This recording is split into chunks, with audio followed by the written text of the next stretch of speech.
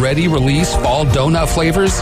The answer is yes. However, Krispy Kreme has 3 new flavors you've never tasted before. Caramel pecan brownie, classic blackberry crisp filled, and the cinnamon latte lovers donuts. All new and waiting on you at Krispy Kreme Donuts in front of HCA Hospital, 23rd Street, Panama City, and the Ross Clark Circle in Dothan.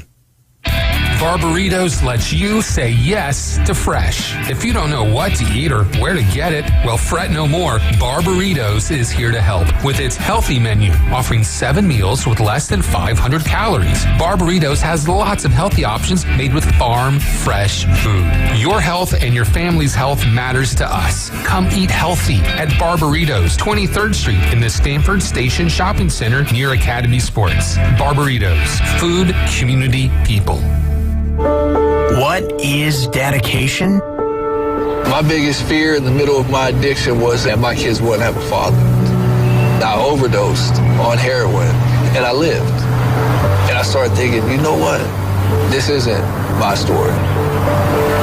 My desire to change had finally outweighed my desire to stay the same. I felt powerless for so much of my life.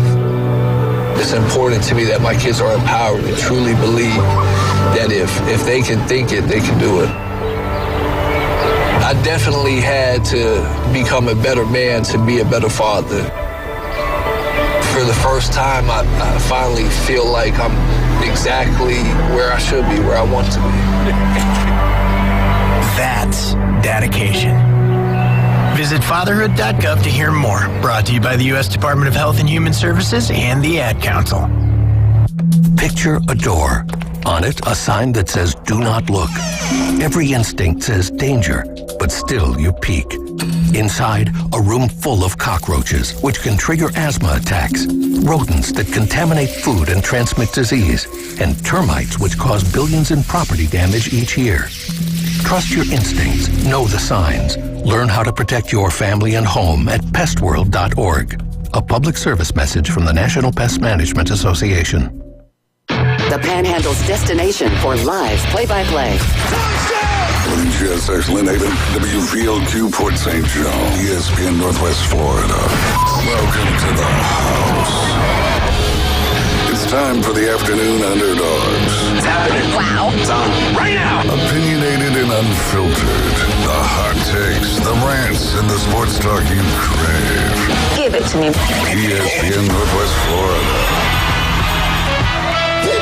And good Friday afternoon to you if you're listening right here on 104.3 here in Northwest, or here in Panama City, 101.9 in Port St. Joe. This is ESPN Northwest Florida. I'm David Hayes along with Caveman Rick, the Bone Crusher, and the birthday boy, Kyle Albritton, with us here on the SEC Championship Eve to represent those Florida Gators. We will not be seeing very much blue and orange over there in Atlanta next week, but who knows about next year, man. DJ Lagway, more than likely, unless he changes his commitment, doesn't look like he's going to be doing that. But when you look at the statistics compared to other high school quarterbacks, DJ Lagway is not lagging behind at all. In fact, he's the front runner. You excited about 2024, yeah, DJ? Yeah, but I also don't want to really throw him out there that quickly. Give him some time. The schedule that we have next year, and with Mertz coming back next year, it's almost like Mertz has another year. Feels like he already said he's coming back, so yeah.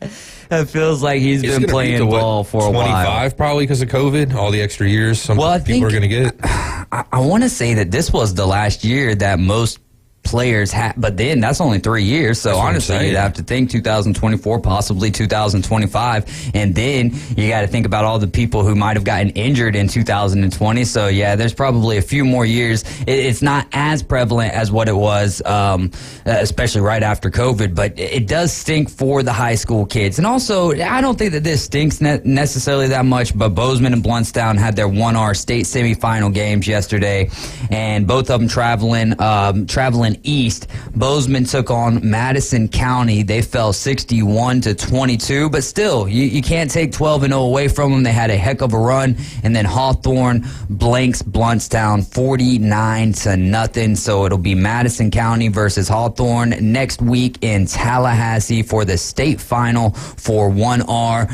I was trying to look a little bit at 4S because I know Niceville ended up losing. I'm not even trying to bring it up like that. No, you're good because we probably would have lost the next week to Buchholz the way they're playing anyways. But yeah, Buchholz ended up we lost by, I believe, 7 to Bartram Trail. Yeah, 28-21. But the question that I was asking, have you looked any further at 4S? Do we know if Buchholz is there? Because I'm not sure who they're playing next, but like it's probably going to be Lakeland versus Buchholz. Yeah, dude, I tell you what though, watching that, you know how when you watch college football teams like the Georgia right now, Michigan for the past 3 years, Ohio State for the last decade and a half, Alabama around that same area of time, and when you start to see these teams become machines, it's just like, it's not fair. Well, Buchholz was. Like, I don't think I've seen another high school football team that just came out and you're like, all of these guys are so daggone big. How many D1 players are actually on just this double squad? team that guy. Oh, yeah. You got another 4 or 5 star guy to do. Exactly, man. And they had it not just on the offensive front, but the defensive front. And a guy that we didn't even hear about really was the running back. I believe his name was Quentin Teller. And that guy was just shifty as all get out. So congratulations on a great season from Bozeman and for Bluntstown. It ended not the way that we wanted it to, but still a great run for both of those squads there. Bluntstown finishing the season, I believe, 8-4, and Bozeman sitting there at 12-1. In boys high school soccer, Rocky Bayou Christian shut out East Hill Christian 6-0. North Bay Haven over Walton 4-1. Rutherford over Franklin County 7-1, and Mosley over Mariana 3-1. That was boys high school soccer. Also, Arnold blank Niceville 3-0, and Ryan was talking about that today on the Inside Drive.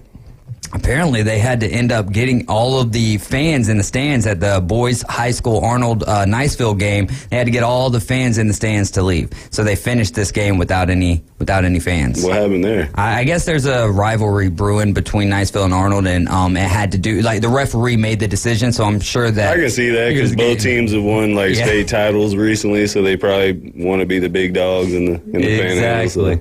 In girls soccer, it was North Bay Haven shutting out Walton 5-0, Rutherford shutting out Franklin 2-0, Wakulla shutting out Mariana 5-0, and Destin was over Bay 5-1. And tonight in soccer, on the girls' side of things, it's Port St. Joe hosting Mosley. Port St. Joe comes in with a record of 1-4, Mosley a record of 3-3. They will start that game tonight at 7 p.m. over there in Port St. Joe. On boys soccer, tonight North Bay Haven's going to be hosting Bozeman with a record of 0-2-1. North Bay Haven comes in undefeated at 5-0. That game will be tonight at 6 p.m., and it will not be at North Bay Haven. They have moved this game due to the weather over to Public Sports Complex. So if you didn't know that, now you know. North Bay Haven hosting Bozeman at 6 p.m. Bay will be hosting Mariana. Bay is 3-2-1. Mariana comes in with a record of 6-2, and that game will be at 7 p.m. Freeport 1-4. Destin 1-1. Freeport hosting tonight at 8 p.m. Good on Rutherford though, 7-1. The Rutherford boys last night. Coach Olds, the host over there, Coach Olds, the head coach over there, and he also has 2 sons of Coach Olds playing for him, and they get the 7-1 win, which I believe that they've already doubled their win total from last year. Now, I know we got real excited. Some of us got real excited about that this year when Colorado got started off to a roaring start, and then it just went the exact way of what Kyle Alberton said that it was going to end up going. Hey, they got one more win than I predicted, so that's a plus. I said 3-9. And what's the difference in that Rutherford team? Coach Olds. Coach Olds, exactly, baby. In Panama City high school basketball scores, let me check here. I believe, this is the boys' side of things. Liberty County beat Community Christian 65-29. Bethlehem over Laurel Hill 69-49. Bozeman takes down Freeport 61-46. We also had Poplar Springs beating Vernon 55-33. Rutherford takes down Niceville 47-42. Paxton over Geneva County 65-37. Mariana Mariana beats Malone 68-35, and Alta beat Emmanuel Christian. I used to play them in baseball a lot, 61-48. And I'm missing the score for South Walton and North Bay Haven boys basketball. So if you have that, text it over to me at 850-215-6290. In girls high school basketball last night, it was Franklin County over Taylor County, 38-29. Ponce de Leon over Poplar Springs, 69-10. Weewall falls to Maclay, 47-21. Liberty County over Community Christian, 31-10. That looks like a football score. Malone beat Mariana 36-32. Geneva County falls to Paxton 56-45. Chipley falls to Graceville 60-24. South Walton beats North Bay Haven 49-5. Rutherford over Deltona 62-16. I'm sure that was a big night last night for Shakira Edwards. Emmanuel Christian beats Alta 38-29. Arnold falls to Mosley 39-27. Freeport beats Walton by 1, 49-48. Enterprise takes down Holmes County 58-53. And in boys high school basketball tonight, Vernon will be hosting Liberty County. Liberty County 2-0. Vernon 0-3. That'll be at 6:30. Graceville comes in undefeated at 3-0. Cottondale holds a record of 2-1. They will tip off tonight at 6:45. Bozeman comes in undefeated at 4-0. They are hosting North Bay Haven Academy, who is 0-2. That game will tip at 7 p.m. Gaddy is going to be providing live score updates. The reason I even bring that up is I believe that he's like a young kid, might be set 15, 16, 17, and I think that he's trying to get into the coaching ranks. So if anyone knows Gaddy out there, tell him to message me on Facebook. I think it would be fun to get him on for a little interview here. He can message me on Facebook. Obviously, my name's David Hayes, so just have him add me as a friend on there or whatever. And I think that would be a fun interview. Mosley has a record of 1-2. Niceville with a record of 1-1. This will be right over here in Lynn Haven, Kyle. Mosley is hosting Niceville, and that'll tip at 7 p.m. Choctaw hosts South Walton at 7:15. Sneeds hosts Port St. Joe at 7:30. And Destin will host Bay at 7:30. Bay with a record of 1-1. And in girls high school basketball, it's going to be Bethlehem hosting Mariana at 5 p.m. Covenant Christian hosting Gulf Point Latin at 5 p.m. Bozeman hosting North Bay Haven at 5:30. Mosley hosting Port St. Joe at 5:30 as well. Walton will be hosting Chipley at 6 p.m. Weewall hosting Osceola Christian at 6 p.m. And Cottonwood will be hosting Graceville at 6:30. And also in other news, the Lynn Haven Christmas Parade has been postponed due to weather, so that will now be next Saturday, December 9th. But downtown, they have that holiday bazaar,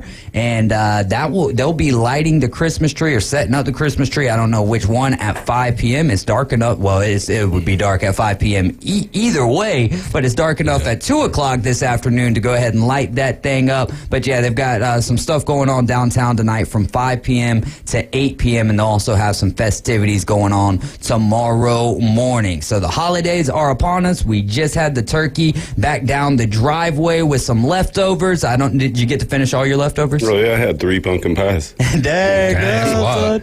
Yeah, but what about you? You finished all your leftovers? Pretty much, yeah. Yeah.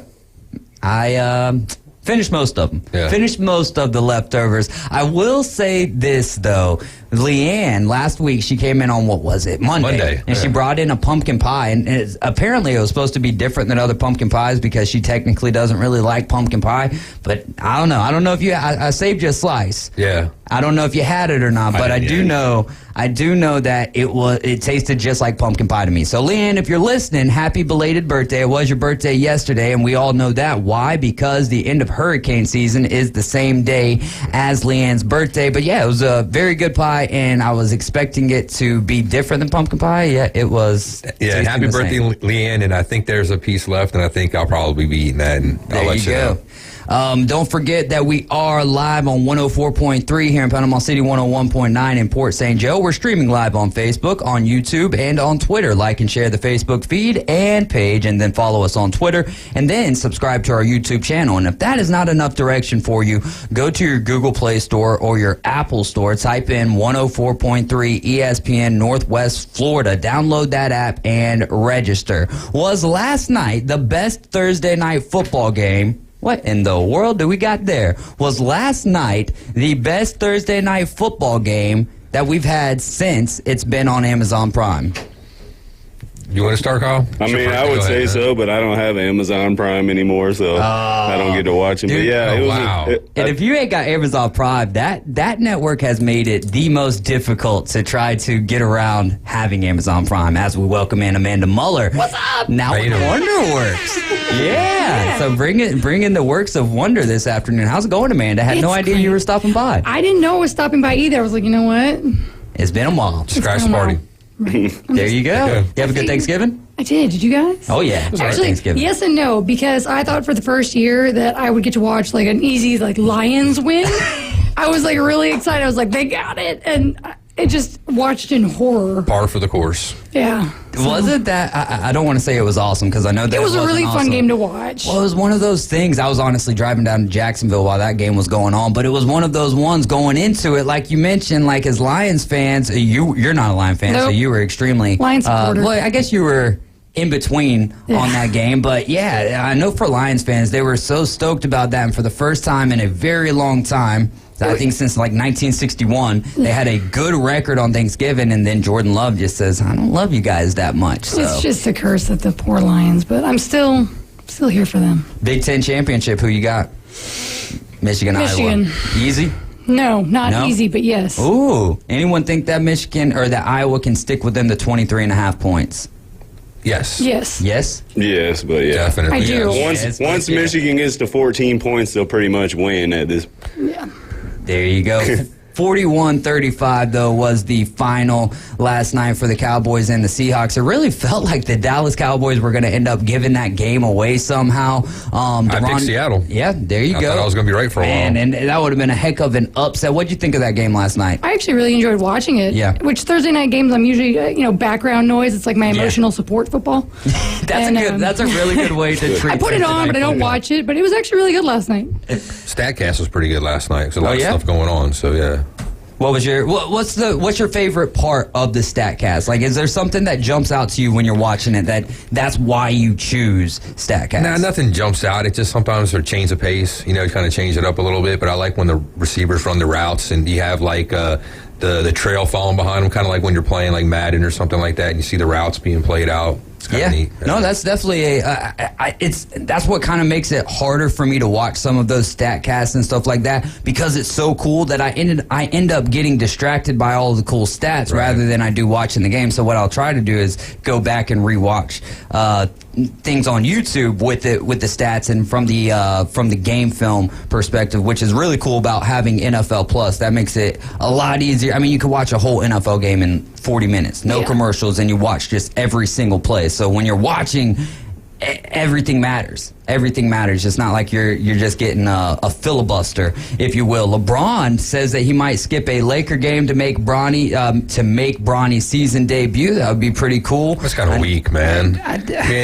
Play. Come on, dude. You're being paid to play. If you want to do that, if you were Bronny, put yourself in the shoes of Bronny. Retire and be your dad then. Retire and be a dad? Retire and be a dad. So the guy who's played more basketball than anyone else.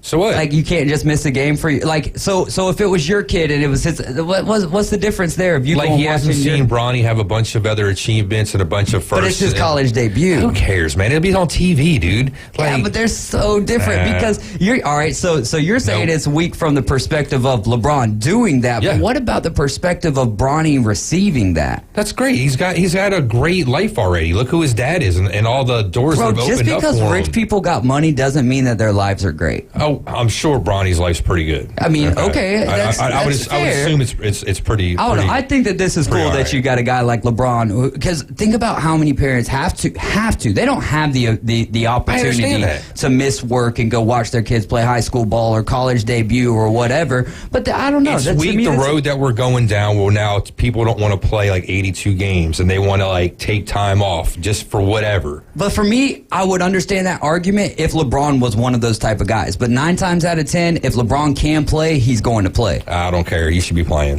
You're not going to change my mind on that, LeBron. I'm not trying. I could care less to change your mind on it. That's Whatever. just my thought. As a parent, miss the game or you miss playing. Go to your kid's game.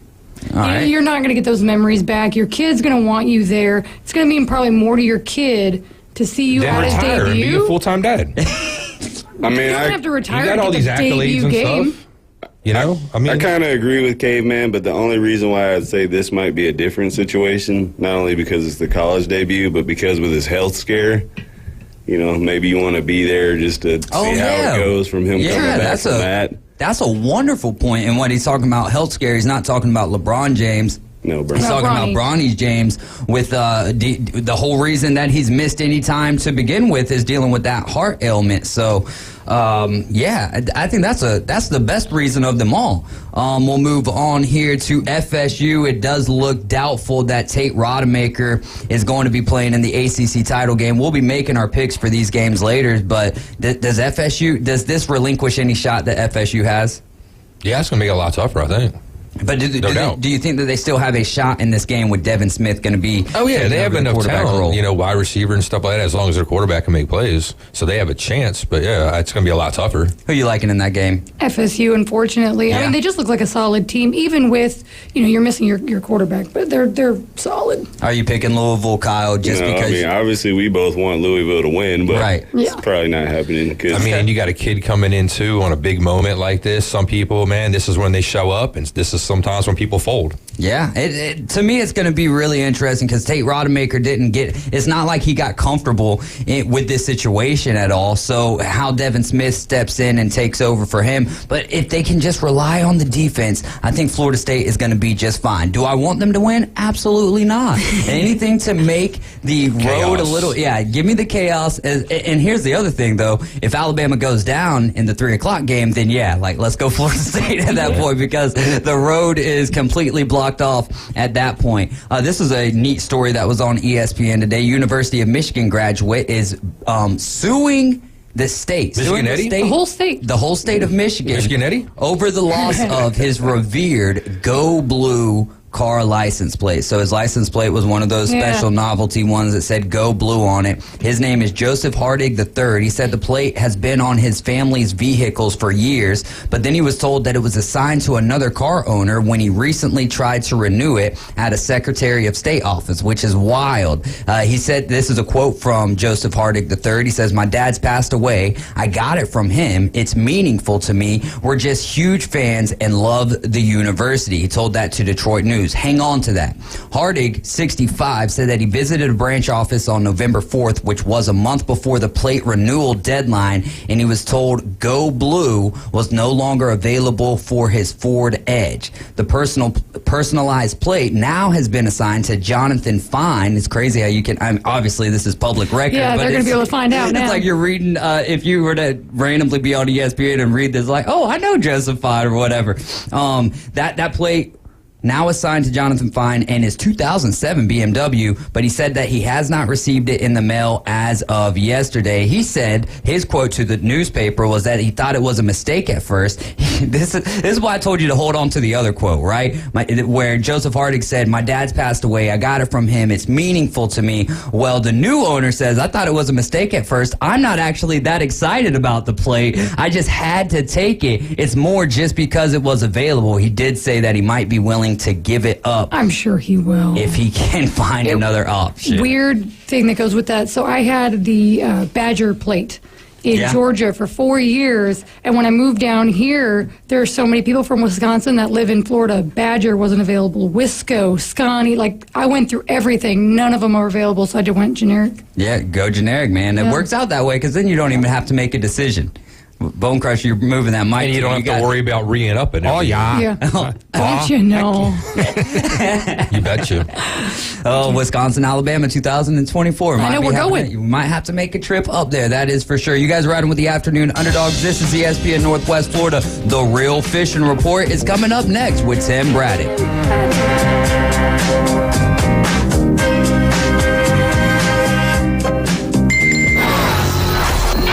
Take ESPN Northwest Florida with you everywhere you go. Anytime, anyplace, anywhere. The sports talk and live play-by-play doesn't have to end when you get out of the car. The ESPN Northwest Florida app streams your favorite sports talk hosts and the biggest games in ultra-high fidelity. This is of utmost importance in travel. Take the sports talk monster with you anywhere you go. Available for Android and iPhone. Use it anywhere or any place. Good afternoon. This is Joanna on ESPN Northwest Florida with your forecast on this Friday. Definite thunderstorms and light rain the rest of the day with a gentle breeze around 11 miles per hour coming out of the south-southeast, and look for it to be 74. Tonight, there will be light rain with a temperature reaching 67. Likely thunderstorms and pouring rain tomorrow with a high of 72. This weather is sponsored by Mid-South Lumber, the best little lumber yard in Panama City. Thank you for keeping that dial at ESPN Northwest Florida. Rely on it. Bill Bird Kia, your local community dealer, is thankful for your support this year and is giving you holiday savings on the purchase of a new 2023 Kia. Just in time for holiday travel adventures, now offering 1.9% APR for up to 48 months on the purchase of a new 2023 Kia Sorento. You'll get the perfect balance of comfort, safety, and technology. Bill Bird Kia is the home of the 20-year, 200,000-mile warranty. Stop by and see us today at 2435 East 15th Street or anytime at BillBirdKia.PanamaCity.com. We'll treat you like family and give you the peace of mind you can trust. Offer from Kia Finance America for the purchase of a new 2023 Kia Sorento with $2,165 per month per 1,000 financed and 48 months. Quality is limited. No down payment required. Cannot be combined with other finance offers. The 20-year, 200,000-mile warranty is a Bill Bird Kia warranty. See dealer for complete details. Offer for well-qualified buyers. Must take delivery from dealer stock through 1/2/24. The next evolution in sports talk radio. It's the Afternoon Underdogs. 5, 4, 3, 2, 1. Make it so. 104.3 ESPN Northwest Florida. And we are back. You are riding with the Afternoon Underdogs. This is ESPN Northwest Florida 104.3 here in Panama City, 101.9 in Port St. Joe. I'm David Hayes along with Caveman Rick, Kyle Albritton, and the Bone Crusher. And now we're going to head to sea for the Real Fishing Report with Tim Braddock, owner of Bay Breeze Bait and Tackle. How was your Thanksgiving, my friend? Man, it was fantastic. Had a little bit of turkey, a little bit of dressing, a bit of sweet potato pie. So it was a great Thanksgiving. That is good, man. Good to hear. Yeah, my mom had something. I don't even know what I would describe it as, but it was like a homemade dessert type thing where it was like a granola bar, but it had I don't know. It had multi-layers to it, and it was really good. I didn't eat that till I got home, and I was just thinking, man, if I would have known what this was, I would have gotten more. Yeah, I would have grabbed a lot more of that. But you're gonna have to help me out a little bit more. Did it have like chocolate? Was it berry? What was in this thing? Yeah, you know what I'm gonna have to do is I'm just gonna have to text my mom and find out. That's because I really have no idea of what all was in it. I just know it was one of those things I had never had before. And it was really good. But what's going on here in the fishing world of Northwest Florida? Man, you would think that with this weather, the fishing world, it would be a struggle to find anything to kind of report on. In other words, it'd be a little bit more work than it is throughout the normal course of the week. But there's so much that's going on over the past really 2 weeks. You know, last week we weren't able to be on air. And since that time frame, the fishing has started to get into that winter mode where the fishing aspect slows down. But as far as the actual bait shop, and then it's been busy. The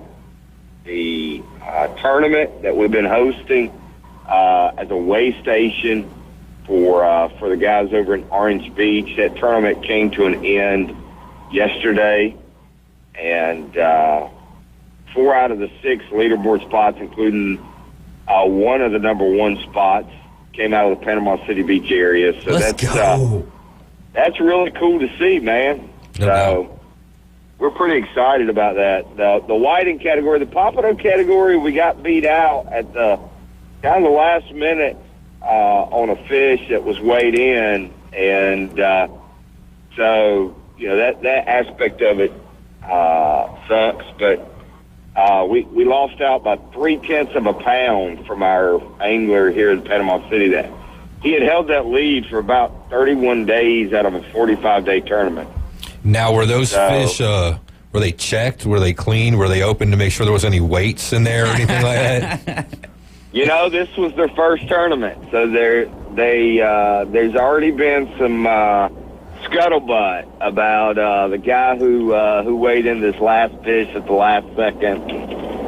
You know how the rumor mill starts, particularly in tournaments. Wow, all right. So we are not making any official accusations, but they are definitely starting to circulate out there. That's funny. And but one of the winning requirements is you have to take a lie detector test. So the guys who have hosted the tournament overall at Beach Bum Outdoors have made it very clear that a lie detector test was going to be given to the winner of this tournament. Man, that is awesome. My mom texted me. It was apple crisp. So maybe I sound like... Oh, well, I would say that there were apples in there. Yeah, there was if it's an apple crisp. I would have not been able to tell. It didn't just taste just like apples, though. That's why when she texted me that, I was like, really? Or it tastes like cinnamon or something like that? Maybe or? so. I don't know, man. I really don't. All I can tell you is one thing. It was good. What's that? It was... Wait, like my absolute favorite donut is a good apple-filled donut. And as far as local shops go, like Krispy Kreme to me makes a pretty good one that's apple-filled, but Thomas Donuts, and trust me, I mean, if you've ever seen me, I have that figure that says, yeah, he works out, but he also likes donuts a lot, too. Yeah. Right? So, the Thomas Donuts apple-filled donut is absolutely delicious. I do like some apple donuts. I think my favorite donut, well, if I'd have to go top three, right? So my top one would be Boston cream. That would be number one, with a little chocolate on the top, Boston cream. And then number two would be those little blueberry, like, crullers or whatever. That's probably number two. And then number three would just be a regular plain glazed donut. Give me a blueberry cake donut. Those are good. I'm not a big fan of cake donuts. Yeah, those are good. I like those. But then I like where's your favorite local donuts from? Like, who's your favorite shop? We may run into issues with this. I'll say that I don't think that there's a sponsor of us anymore, but I'll say one that's it's off Harrison Avenue, and they were a former sponsor of us. So I'll put it like that. Yeah.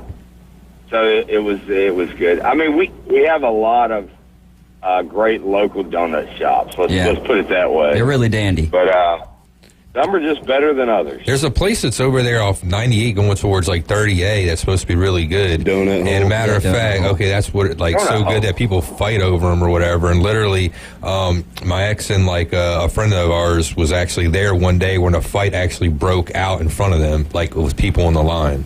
So for donuts. For donuts. Wow, that's crazy. That's awesome. So I know we have, who else do we have on the show? We have David and we have Caveman Rick. Is there someone else there? Yeah, that's Kyle Albritton. Oh, Kyle. It's his birthday. Okay. Yes, sir. Well, hey, happy birthday, Kyle. I appreciate it, bro. Yeah, he's a friend of the show. He's a good guy, even though he's a Gator fan. Yeah. Y'all know Boston Tim, obviously. I found out his fiance cuts my hair. Yeah. Right on, yeah. Small world, Mr. Eddie's, man. Yeah. Small world. Yes, sir. So, anyway, we Victoria. toured from fishing, but I'm on my way to the Big Easy right now. I've got 127 miles left to go. Ooh, what are you doing up there, business? Well, my lovely wife, her birthday is, she turns forever 29 again, December the 8th. Nice. So I love that store. We're going to New Orleans this weekend to celebrate. Right on. And she's a big Saints fan, so we're going to watch Saints and Lions. Yeah, that's going to be a heck of a game. Get you some beignets when you're over there. Oh, you guarantee we're going to eat. Like restaurants are right up, like eating out and finding good places to eat. I would be a self-proclaimed foodie. I'm rooting for the Saints this weekend, too. There's a restaurant over here called Gree that we absolutely love. We kind of, I used to say we stumbled into one night, but sometimes in New Orleans it has a double meaning. Yeah. No doubt. We soberly stumbled into this restaurant. Here we go. And but anyway, that's what we're doing. Heading over to New Orleans. You gonna have any time? And to watch the football. You going to have any time to do any fishing while you're over there in New Orleans?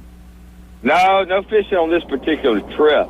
But let's talk about local fishing, the actual report side, because it's a slow time for the shop. I know I said earlier it was busy. What's making it busy right now is we're outfitting a guy that's going to the Bahamas to fish.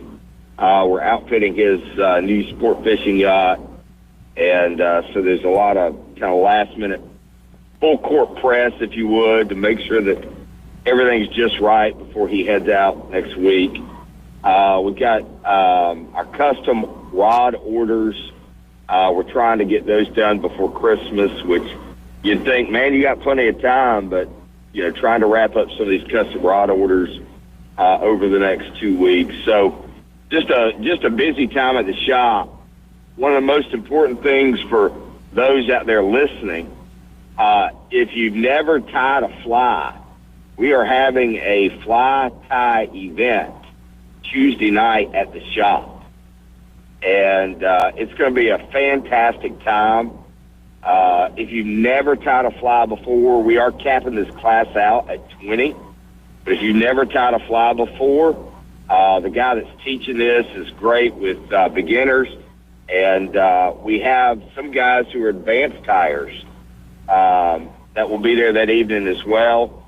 They're really coming because they want a local fly community, to spend some time around. So I know there's 4 women that are registered for this event. So, if you've never tied a fly, you say, well, I've never fly fished. Well, one of the first parts of fly fishing is tying the fly. And I personally have friends that tie flies just for the therapeutic, just for, something to do to keep their mind occupied and busy. And they can make some absolutely beautiful saltwater flies. So that's coming up this Tuesday at 5:30. This Tuesday, 5:30, that's December 5th. I know that because that is going to be my dad's birthday. And if he wasn't getting married on Monday, then I'd be like, hey, Dad, come on down. Let's teach you how to tie some flies. But that I really like that aspect of if you ain't got nothing to do, then, man, get yourself ready to go fishing in the future with tying flies. What about that do you think what do you think about tie flying makes it therapeutic? Well, if you enjoy technical detail and creativity, this is the kind of the right avenue for you. If you're in there to kind of blow and go, and you're on to the next thing, but those who, they're one of the guys that actually is teaching the class is in a professional field that tends to be highly critical in their thinking and high drive. And so for him, it's almost like a flip of the switch is how he explained it. It just slows them down, forces you to kind of calm down a little bit. You can do it indoor. You can do it outdoor. Anywhere you can kind of set up a small surface, you can sit down and tie those flies up. And then from there, some anglers take those, flies that they tied and go and physically fish with them. And how cool is it to essentially take thread and feathers and buckskin and be able to put all that together and then go out and fish, and then you physically catch a fish with something you kind of created just from elements that you had around, in the fly box. Dude, that really is an amazing. I can't say it's an amazing feeling because I've never felt that, but to to take creation essentially and to catch nature with that, and then to feed yourself on top of that, like that. Right. I don't know if it gets much better than that, and that's without that's with my ignorance on the subject. Well, I remember my first ever fly event I did was Orvis does a fly tie 101, and there's quite a few people who have attended those, and they teach you to tie a clouser, and I tied this little scraggly looking white clouser, and I had bought at the time a used Orvis Recon. It was a 7-weight 9-foot rod, and it was already rigged up. I mean, it had the floating fly line, it had the leader of the tippet on it, and I literally just went down there to Jolie Island in Sandestin by Baytown Resort, and started just practicing my fly casts with that little fly I taught. And within about 10 casts, I caught a trout, a speck trout. And I was like, man, this is kind of fun. I mean, I just created this thing a few days ago, and I'm out here catching a speckled trout off of that fly that I created. So, and for me personally, I get asked a lot, what's your favorite kind of fishing? I really, you can probably tell I enjoy almost all of it. I just enjoy fishing. But if I have my pick, to me, those walking and wading those cool mountain springs up in North Georgia, or I've even been to Denver, Colorado, outside Denver area, done the same thing, kind of hiking through the mountains, finding those pockets where those trout are at. Man, there's nothing more relaxing and rewarding to me than catching browns, rainbows, and brookies like that. Yeah, I kind of wanted to piggyback on that, because I know Caveman Rick, a lot of the times he'll say, I mean, yeah, you can go out there and fish with live bait or with dead bait, with cut bait, whatever, but you go out there and if you're angling with lures and artificial bait, you almost get a little bit more sense of fulfillment from that, or at least a sense of, I get satisfaction. Satisfaction, right. Like, so I guess my question is there even another level with fly fishing? Because not only are you making that fly, tying that fly, but it's a totally different genre of fishing. Is there more fulfillment associated with fly fishing than any other type of fishing? Yes, and I would say a lot of times it's because of the challenge that it's viewed with, right? Fly fishing tends to be very technical and detailed, from your gear to your fly line. I mean, there's to the materials you're using to tie that fly. There is infinitely more detail that seems to be placed on the technical side within fly fishing. So oftentimes that keeps the average angler away from wanting to learn to fly fish. It takes more skill. Yeah, it does take more skill. But one of the things, one of our first rules to fishing is go when you can. Well, that's true in this aspect. Like, I personally have hired, his name's Captain John Jacobs, 7-to-8 charters. We use him out of the shop. I personally have hired him to go out and teach me to fly cast. And he's, reasonably priced. He'll take you out. A lot of times you start on land, and then he'll move you on the boat. And, I mean, a lot of it's just learning the motion of how to cast. And then once you learn that motion, it's a matter of him putting you in the place where the fish are. And so, again, I think a lot of times fly fishing, particularly for anglers who have never fly fished, there's a big hesitation there because they feel like there's a big leap in needing to learn, how to actually catch those fish. Whereas, once you learn that challenge, there's more technical challenge to that, right? Yeah, that's a great point. Hey, real quick, Tim, we are up against a break, though. So before you give me a summary, what are you thinking from that Alabama-Georgia SEC championship? Roll Tide. Roll Tide. So I think it's going to be a close game. I do think Alabama will win by 3. I like that take. Well, give us a quick summary of the Real Fishing Report. The fishing forecast in Panama City this weekend is favorable after the rain moves out on Saturday. Surf fishing should be great for the evening. Be sure to swing by Bay Breeze Bait and Tackle for your latest and premium frozen baits. We also now stock Jack Crevalle to use as shark bait. If you're looking for that last-minute Christmas idea over the next couple weeks, Bay Breeze Bait and Tackle is stocking a full line of Costa sunglasses, ready for you and whomever you love to enjoy. All right. Thank you so much, Tim. Y'all enjoy that weekend over there in New Orleans, and we will chat with you next Friday. All right. You guys have a great evening, and roll tide. Roll Tide. You are riding with the Afternoon Underdogs, and this is ESPN Northwest Florida. We'll be right back.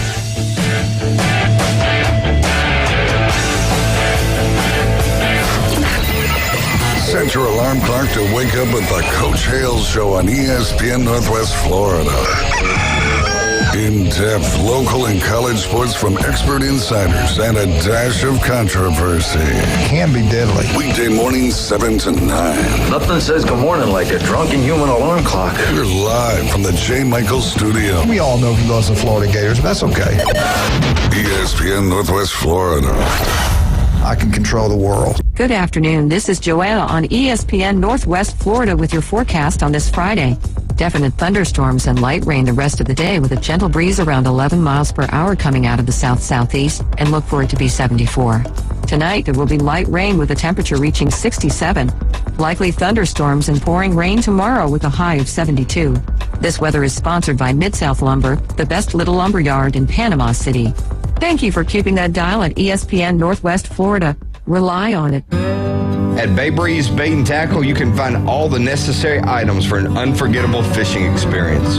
From pin rods and reels to the best hand-tied rigs in Florida, we have it all. With the help of our friendly and knowledgeable staff, you can be sure that you have the right gear to make that big catch. Come experience a great local bait and tackle shop located directly off 98 on the west end of Panama City Beach, located just 5 miles west of Pier Park. ESPN Northwest Florida is an active member of the Panama City Beach Chamber. We want to introduce the newest members to the Beach Chamber: Bell Business Services, Dick's Sporting Goods, Liberty Cart Company, Next Gen Contracting and Roofing, Oceans Bar and Grill, Cuora Realty, Resurrected Diesel Performance, and Wally Torado. Congratulations from the only local sports talk station, ESPN Northwest Florida. They're number one in the men's room. I hope this place comes with toilet paper. The Afternoon Underdogs. Oh, geez, this is going to be a photo finish. On ESPN Northwest Florida. And we are back, and you are riding with the Afternoon Underdogs, listening to ESPN Northwest Florida. I'm David Hayes, along with Kyle Albritton, Caveman Rick, and the Bone Crusher. And this is ESPN Northwest Florida, 104.3 here in Panama City, 101.9 in Port St. Joe. Give us a call or text today at 850-215-6290. But if you'd like to win $25 to Not The But That Boot Store, call now. We'll also have a 12-pack of Buffalo Rock, and we'll play a little trivia with you. Which school hired the first black head football coach in SEC history on this day in 2003? Which school hired the first black head football coach in SEC history on this day in 2003? Your choices are Vanderbilt, Mississippi State, Ole Miss, and Kentucky. And the reason why we bring that up as a trivia question today is we've been doing on this day in sports history when we have James with us. Well, I felt like, I got a little extra time today. We'll throw some of that in there as well. So on this day in sports history, as we wait on a call for you guys to win $25 to Not The But That Boot Store and a 12-pack of Buffalo Rock in 1940, taking it way, way, way back, 4 sets of brothers played in one NHL game when the Blackhawks beat the Rangers 4-1. You had Lynn and Muzz Patrick and Neil and Mac Colville play for the Rangers. Then Max and Doug Bentley and Bob and Bill Karst played for Chicago. Pretty cool stuff there. Yeah, actually, too, there's another cool story. But back in the late 70s and the early mid-80s, there was 6 brothers, the Sutter brothers, they used to call them, and they all played in the NHL. 4 of them went on to coach and GM as well. And at one point in time, all 6 of those guys played for both the Chicago Blackhawks and the St. Louis Blues. Wow. Way to take that a step further there, Caveman Rick. Love that. Go ahead and take 1954 there, Kyle Kyle Albright, and then K-Man Rick, you take 71. 1954, the Yankees and the Baltimore Orioles completed the largest trade in MLB history of 17 players, including Don Larson, Gene Woodling, Bob Turley changed teams. First phase of transaction began November 18th and concludes today after the MLB draft. And that is still upheld as the largest trade in Major League Baseball history. 17 players. What do you got for 71, Rick? In 1971, Chicago Cubs released longtime star and future Hall of Famer Ernie Banks, ending his 19-year MLB career. Announced Banks will serve as a coach and manager. Leo DeRocha's staff.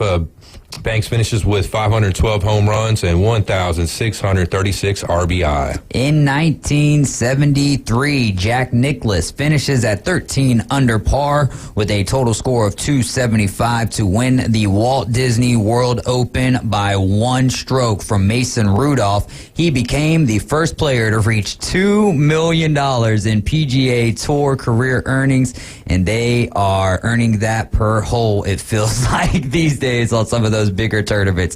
Kyle, take 1991, Miami quarterback Dan Marino sets an NFL record when he reaches 3,000 yards passing for the 8th time in his career during a Dolphins 33-14 win over Tampa Bay at Joe Robbie Stadium. And 2015, the largest deal ever for an MLB pitcher, the Boston Red Sox land one of the biggest catches in the offseason, signing free agent David Price for 7 years and $217 million. And that is not standing now as the largest deal in MLB history for a player. That is going to be Garrett Cole, who signed from 2020 to 2028 for $324 million. Steven Strasburg comes in next from 2020 to 2026, getting $245 million. I wonder how much of that he actually ended up getting. Did he retire this year, or was it last year that Steven Strasburg retired? One of those two. And then David Price comes in at third. Kind of crazy talking about that Jack Nicklaus one a few months ago. 1 stroke from Mason Rudolph. Any relation to the Steelers' Mason Rudolph, I wonder? I don't know, man, but kind of was spinning the gears in my head for a second. Yeah, well, he had some gear spinning or face mask spinning around his head when Myles Garrett caught him with a helmet that one day. What was that, a Thursday night football game, I want to say? It might have been. I think it was. Right. It was either Thursday. It was a primetime game in its own slot, so it was either Thursday or Monday night. Joe Flacco has been announced that he will be starting over DTR and PJ Walker. Aaron Jones is out, so A.J. Dillon is going to be the lead back versus the Kansas City Chiefs, and Devon A-Chain is going to be returning. And so I got to take a deep look. Now I got to talk with Derek Tate here in the next segment to find out, do I stick with Raheem Mostert right here? I know what he's going to say, so I might not as well ask the question. Must start Mostert. Yeah, must start Mostert. Exactly. I'm really glad last night, we were talking about the Cowboys and the Seahawks earlier to open up the show. I'm really glad that I've stuck on, that I've held on to playing Brandon Cooks and not just leaving, because there's been some times this year where I've played him and I haven't gotten any good results out of him, and I was very weary about playing him against the Seahawks because you know how stingy that defense can get sometimes. But man, I still got to say that I was glad for Amazon. I was glad for the NFL when that game. It was one of those ones where you kind of knew that it was going to be good, but it well overexceeded the expectations for a Thursday night football game. Yeah, no doubt. But I mean, for that being an anomaly, I guess, for a Thursday night game, that's the kind of sad thing about it, is that we have to talk about it in this fashion. It's not like the norm, and that's what I don't like about the whole deal. I'm right there with you. I do. It's just hard. I know, right? Thursday night football games have to be the hardest games to flex.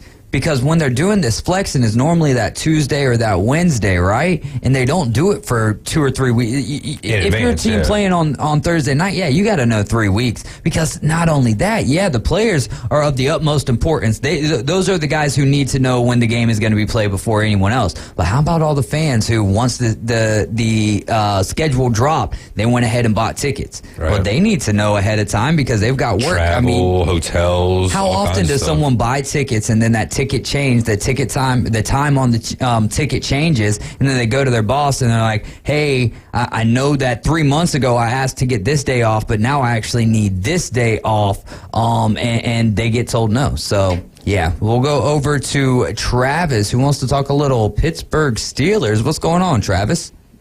Hey, what's going on, guys? Just waiting to hear what you got on the Steelers. Well, I heard y'all talking about Mason Rudolph and Myles Garrett, and I don't know if y'all seen the most recent. It's all over, like, social media and all. But the most recent matchup with them, somebody's helmet fell off, and Myles Garrett picked it up. And one of the Steelers players ran over there and snatched it from him. Oh, and man, he put his hands up like, I ain't going to do it this time. I'm a changed man. So I guess you're referencing the Browns-Broncos game last week? No, I swear, whenever... Oh, it was 2 weeks ago when they played the Steelers.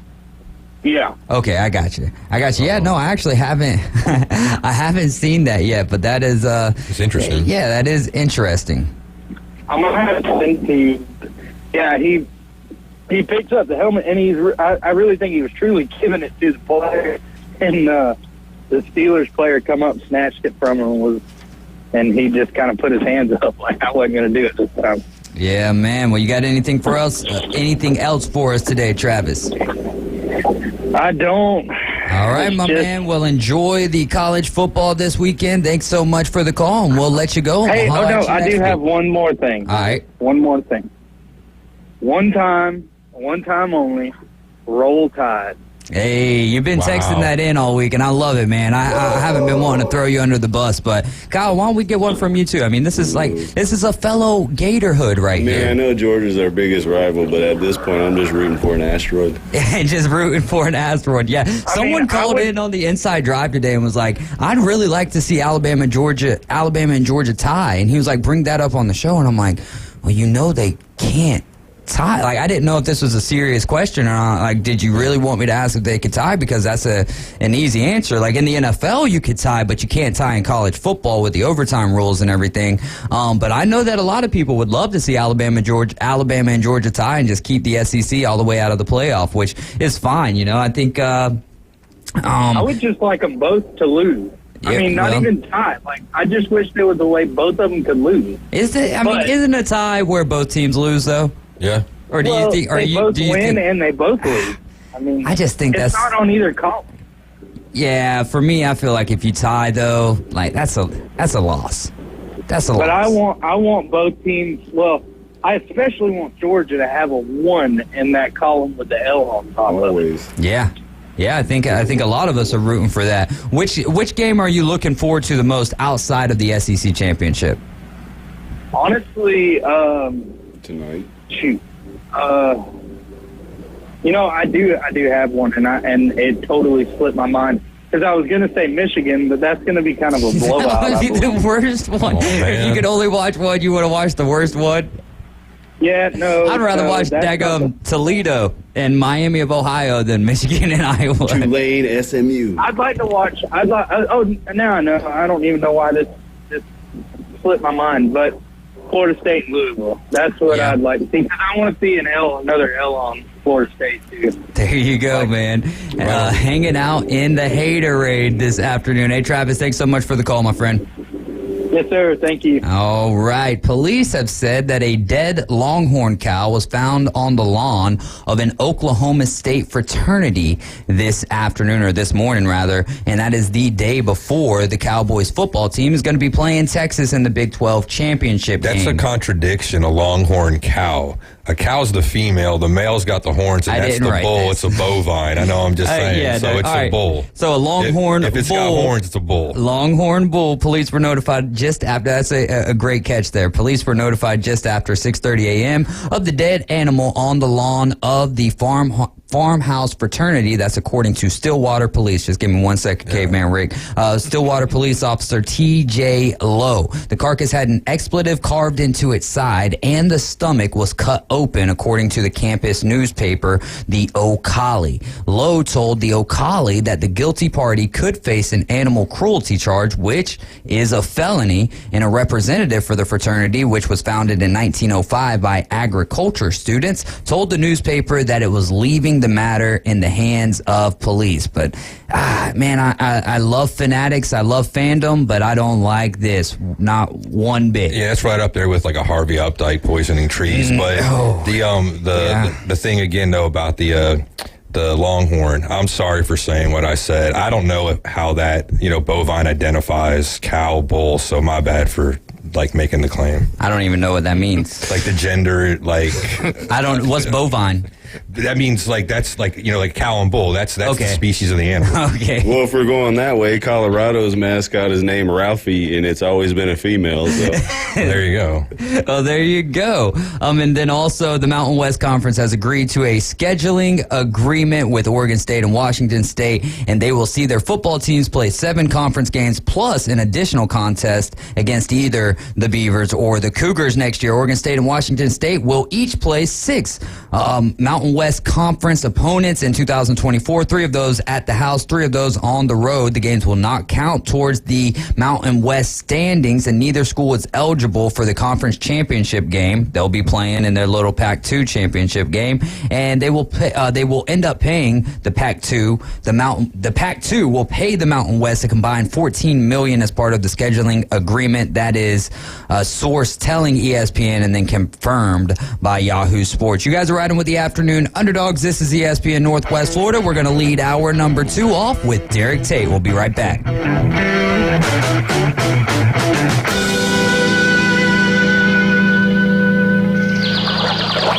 ESPN Northwest Florida has the real local fishing report. Hi, this is Tim from Bay Breeze Bait and Tackle. Join me every Friday at 4:20 during the Afternoon Underdogs. It's accurate, detailed content from local anglers, plus fishing updates on Saturday and Sunday morning right when you hit the water. Advice and stories from local anglers. Tune into the Bay Breeze Bait and Tackle Fishing Report, exclusively on ESPN Northwest Florida. Good afternoon. This is Joanna on ESPN Northwest Florida with your forecast on this Friday. Definite thunderstorms and light rain the rest of the day with a gentle breeze around 11 miles per hour coming out of the south-southeast, and look for it to be 74. Tonight, there will be light rain with a temperature reaching 67. Likely thunderstorms and pouring rain tomorrow with a high of 72. This weather is sponsored by Mid-South Lumber, the best little lumber yard in Panama City. Thank you for keeping that dial at ESPN Northwest Florida. Rely on it. Are you tired of hearing 2 weeks when you call to get your boat worked on? Hey folks, it's Chris Kramer with Kramer Marine and Outdoor, and we'll get you in and back out on the water as quick as possible. We're a full-line Yamaha outboard dealer and Suzuki outboard dealer, and we have master-trained certified mechanics on site. So if it's just an annual service, electronics install, trolling motor install, or all the way up to a full repower, we can take care of you. So stop by and see us in the corner of Frankfurt and 23rd next to Bill Kramer GM, or call us at 850-851-0453. The Panhandle's destination for live play-by-play. WGSX Lynn Haven, WVLQ Port St. Joe, ESPN Northwest Florida. Los Rancheros has been doing it right for 20 years. Los Rancheros brings a top-shelf dining experience to you with the opening of their beautiful new building. Watch all college and pro games on Los Rancheros' 14 large-screen TVs with great drink specials daily from 2 to 5 and during all the games. Los Rancheros, the place for live sports and great food on 23rd Street between Jenks and Harrison. You're riding shotgun with the Afternoon Underdogs. We're going to need some gas money. The Afternoon Underdogs. Fill her up, please. On 104.3 ESPN Northwest Florida. It is Hour number 2 of the Afternoon Underdogs. You are tuned in to ESPN Northwest Florida 104.3 here in Panama City, 101.9 in Port St. Joe. I'm David Hayes along with Caveman Rick and Kyle Albritton, and we've got the Bone Crusher in the building with us. What game is it for you, Kyle Albritton, that you're looking forward to the most out of all of these games? I think we'll ask the question again in the next segment. But talking about the NFL? Let's go college football for the conference championship games. I mean, I think tonight's game is going to be the most exciting. I mean, obviously Alabama and Georgia, like, no one would be surprised at either one of those, but, like, outside of the obvious game, because it's like, I think Florida State wins regardless of who plays quarterback. Michigan, that's not even going to be a contest. Oklahoma State got walloped 45-3 to UCF, so I'm pretty sure Texas is going to win that game. So it's like, it's not very many of them are competitive, So cheapest tickets according to StubHub, and I think that these have went up. And first we'll go over to Caveman Rick. For you, is which of all the games, which conference championship game are you looking forward to the most? Probably the Oregon-Washington game, because those are the two teams that are the most closest ranked, per the rankings and whatnot. It was one of those things, too, with those games where one's got to lose, so it's got to figure its stuff out for the, playoffs and whatever. So that's the one I'm most interested in looking at. All right. For me, I mean, the obvious answer is Alabama, Georgia. But outside of that one, I think that it's going to come down to Florida State and Louisville. I really like the idea of having Florida State, Louisville on one TV, having Michigan and Iowa on the other TV. I think, perfect time slot for those two games because one might be competitive and the other might not be. Well, I think the most fireworks are going to come out of tonight's game. A lot of us are sitting here saying, oh, it's Oregon's to win. We saw how that previous game went. Well, Washington's hearing all of that.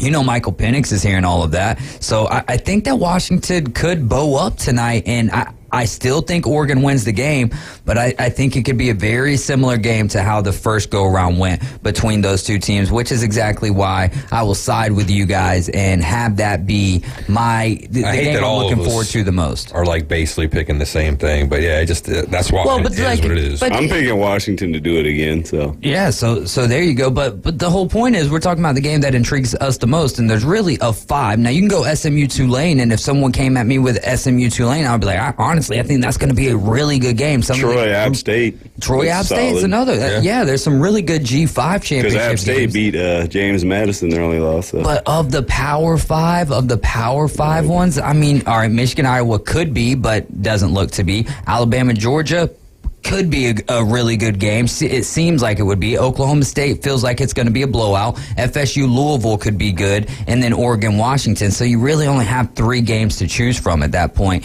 As we go over to the phone line, and we'll chat with Derek Tate. Derek, how's everything going? Oh, a little rainy here in Fredericksburg, Virginia, but I'm doing all right on this Friday evening. How's the Afternoon Underdogs doing? We are doing well. My friend Derek Tate is a fantasy analyst for ProFootballNetwork.com. How's everything? How's you're almost through the first year. How has the first year been going for you at Pro Football Network? Busy but fantastic. No new catchphrases or anything like that. Maybe, like I say, when, hey, click the bell so you get the ding, ding, ding every single time you check out our, content on our YouTube channel. But, no, it's just a lot of fun, getting to cover the sport full-time around the clock from a fantasy angle has been really, really, really cool. Met a lot of cool people, and it's kind of cool to see all the growth over at Pro Football Network. So it's been a fantastic rookie season for Derek Tate over at Pro Football Network. Yeah, and glad to hear it. Also been one of the sites that I've been using all year long, and especially when it comes down to that trade analyzer. I love that tool that you guys have there on ProFootballNetwork.com. But if you're a fantasy freak, if you're an NFL fan, and you haven't checked out ProFootballNetwork.com, you're doing yourself a disservice. Derek, who this week will have a breakout week? I'm leaving that one as broad and let you be as general with this as you'd like to, but who's going to have a breakout week? I mean, if we're talking breakout week, I think Rachaad White against the Carolina Panthers, the Tampa Bay Buccaneers running back. Look, I know I'm a Bucs fan, yada, yada, yada, so everybody's going to roll their eyes at this recommendation, but he is actually coming off of his first 100-yard rushing performance of the 2023 season. We've seen him involved consistently and very efficient as a pass catcher. And, oh, yeah, by the way, the Carolina Panthers, they've given up the most rushing touchdowns of any team this season at 18. So a team that just fired their head coach, the Buccaneers, in a must-win to stay in the divisional race there in the NFC South. I see a big game for Rachaad White, not only on the ground, but also involved as a pass catcher. What did you think of that decision by David Tepper to go ahead and get rid of Frank Reich 11 games into his tenure? I think it was a poor decision. Let's see. You hire a new head coach, offensive-minded. You pair him with Bryce Young. You trade up to get Bryce Young to pair him with Frank Reich. And then you pull the plug after 11 games? Come on. Like, you got to have a little bit of patience. I understand maybe you just don't like what you've seen, but there's a lot of deficiencies on that Carolina offense.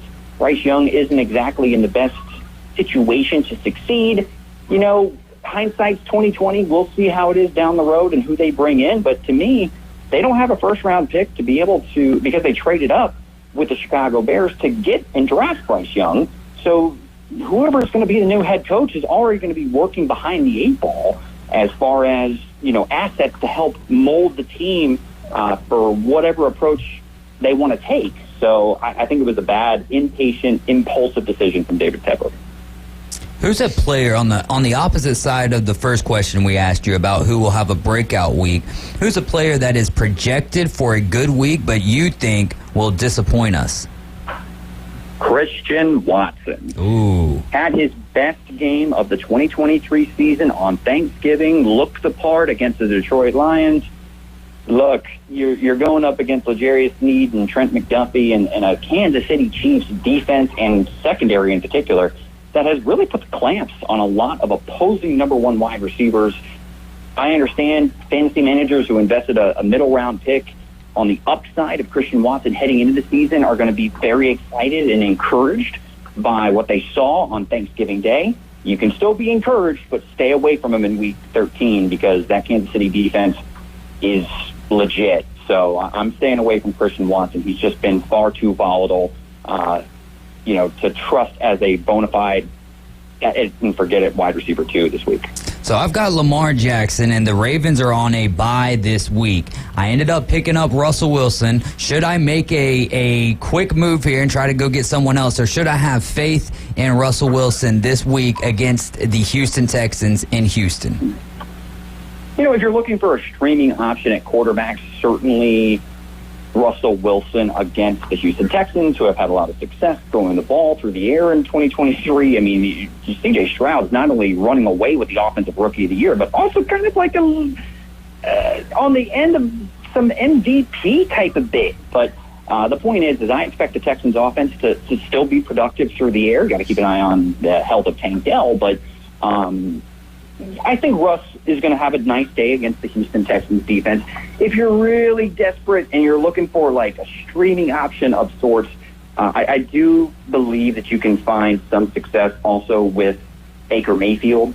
I get it. It hasn't been great. He threw for 199 yards. He threw last week, but he's also thrown for a touchdown in 6 straight games. He's thrown for 200 or more yards in 5 out of his last 6 contests, and they're going up against Carolina Panthers that, are likely going to continue to struggle for the remainder of the season. So Baker's a nice streaming option if you're desperate at the quarterback position this week. Yeah, I think my other options are Matt Stafford, Derek Carr, Kenny Pickett, and Will Levis, Bryce Young, Jake Brown, and Gardner Minshew. So there's not a whole lot out there. That's not like pretty. Not very pretty at all. I mean, I was kind of curious about Matt Stafford, but I just can't trust it against Cleveland. Yeah, I would steer clear of Matty Staff this week. Encouraging, he threw 4 touchdown passes, but that was against the Arizona Cardinals. If I can stay away from that Browns defense in 2023, I'm going to do so. Do you guys have any start-sit questions for Derek?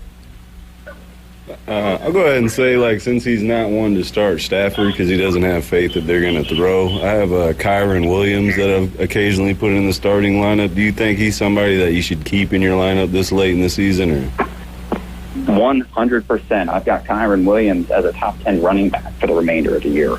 The reason being, we saw him pick up right where he left off as a leading man in that Los Angeles Rams backfield. He continues to produce, continues to find the end zone.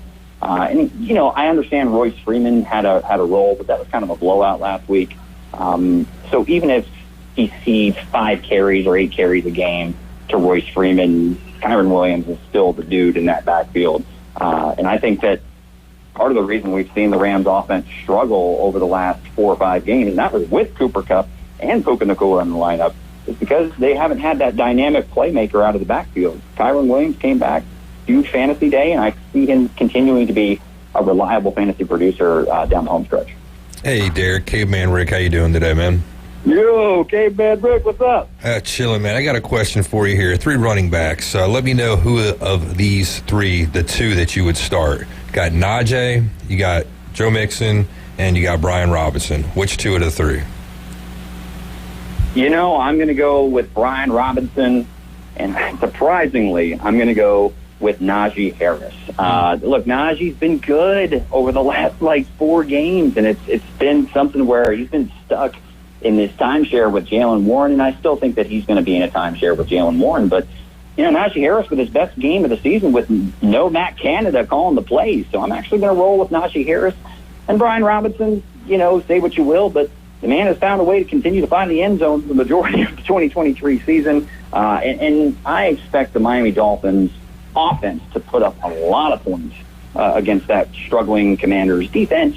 So I think that there's going to be kind of an up and down game. We're going to see Sam Howell throw the ball a lot, but we've also seen Brian Robinson's role expand in the passing game over the last month or so. So I'm going to go with Robinson. And who was the first guy that I said? Najee. All right, thank you, sir. I appreciate the help. You're listening to ESPN Northwest Florida. We're chatting with ProFootballNetwork.com's very own Derek Tate. We'll do a little more start-sit here. How about Michael Pittman or Downs versus the Tennessee Titans this week? I'm sorry, I lost you. I heard Josh Downs, and who was the other? Michael Pittman. Michael Pittman or Downs. Okay. Versus, and this is one of the only ones that I've got an or. The other one is just the player versus the team they're going up against. Yeah, no, I'm going to go Michael Pittman. As much as I like the fact that Josh Downs saw 13 targets out of the bye week against the Tampa Bay Buccaneers, he just wasn't as efficient as Michael Pittman, who absolutely torched the Tampa Bay Buccaneers secondary. And we know that, the Tennessee Titans defense, while a little bit better against the pass than they were last season, they still are vulnerable to giving up big performances through the air.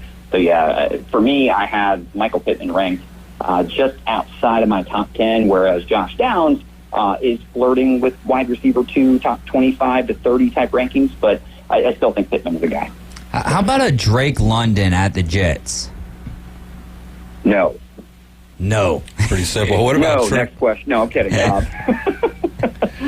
Look, the New York Jets defense and their secondary has been incredibly stingy to opposing fantasy wide receivers throughout the season. In fact, they're one of the very few groups allowing fewer than 20 points to opposing wide receivers just because, they're having to make every single game ugly to try to stay competitive, but they also have a very talented secondary, obviously spearheaded by Sauce Gardner. So, and the Atlanta Falcons, it's not a team that exactly wants to throw the football to try to win football games. So, on a matchup that definitely is not easy for a team that doesn't want to throw the football, I have Drake London outside of my top 35 this week. What about Trevor Lawrence going against Cincinnati? You got him starting or sitting? Oh, I'm starting Trevor Lawrence. He's definitely a top 10 guy, and it's nice to see that the passing game, in particular, Calvin Ridley, has started to vibe and get on the same page, right? But Trevor Lawrence has given us more as a runner this season than I've expected. So, if this offense continues to filter its way through Trevor Lawrence, which, by the way, outside of the Cincinnati Bengals, the next 3 games are all going to be games where they're facing off against pretty tough opposing rush defenses. So I think they're going to have to rely on Trevor Lawrence. So I actually have Lawrence as a fringe top 10 guy at the quarterback position for the remainder of the season. Right on. I actually made a trade for him and got him a couple weeks ago with the hopes that he's going to help me get into the playoffs and win. So I like hearing that. Thank you. Yeah, you did, Caveman Rick. Let's do it. How about a target for Trevor Lawrence? Calvin Ridley versus the Bengals. He's had back-to-back really good weeks. Can we expect that to continue?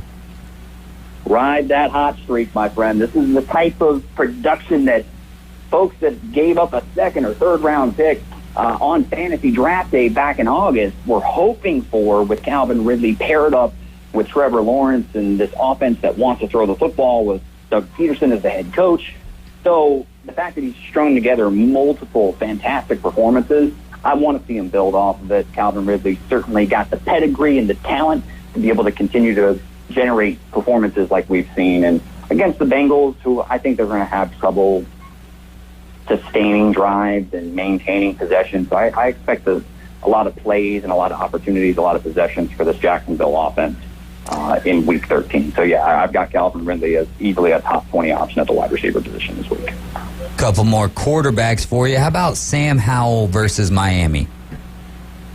Top 10 guy for me. I mean, he's the QB4 on this season. Like, who had that on their bingo card, right? Right. I think Kyle Albert was saying that I'm earlier. glad it's on my bingo card. Because now that I lost Kirk Cousins and Justin Jefferson. Now, but they keep throwing the football more than 40 times a game. I think it's like 6 or 7 straight games where Sam Howell's throwing the ball 40-plus times. Like, what they're trying to do is they're trying to get a close, real look at Sam Howell. Is he their quarterback of the future or not? Because this Washington Commanders team is probably going to be picking pretty high in this upcoming draft. So in a game where I think the Miami Dolphins are going to put up probably somewhere north of 30 points, expect Sam Howell to keep having to toss the rock just to even stay competitive. So, yeah, I've got Sam Howell as a top 10 guy this week. How about the Green Bay quarterback who had a great Thanksgiving? You mentioned Christian Watson being a player that you who's projected for a good week but ends up disappointing us. How about Jordan Love versus the Chiefs?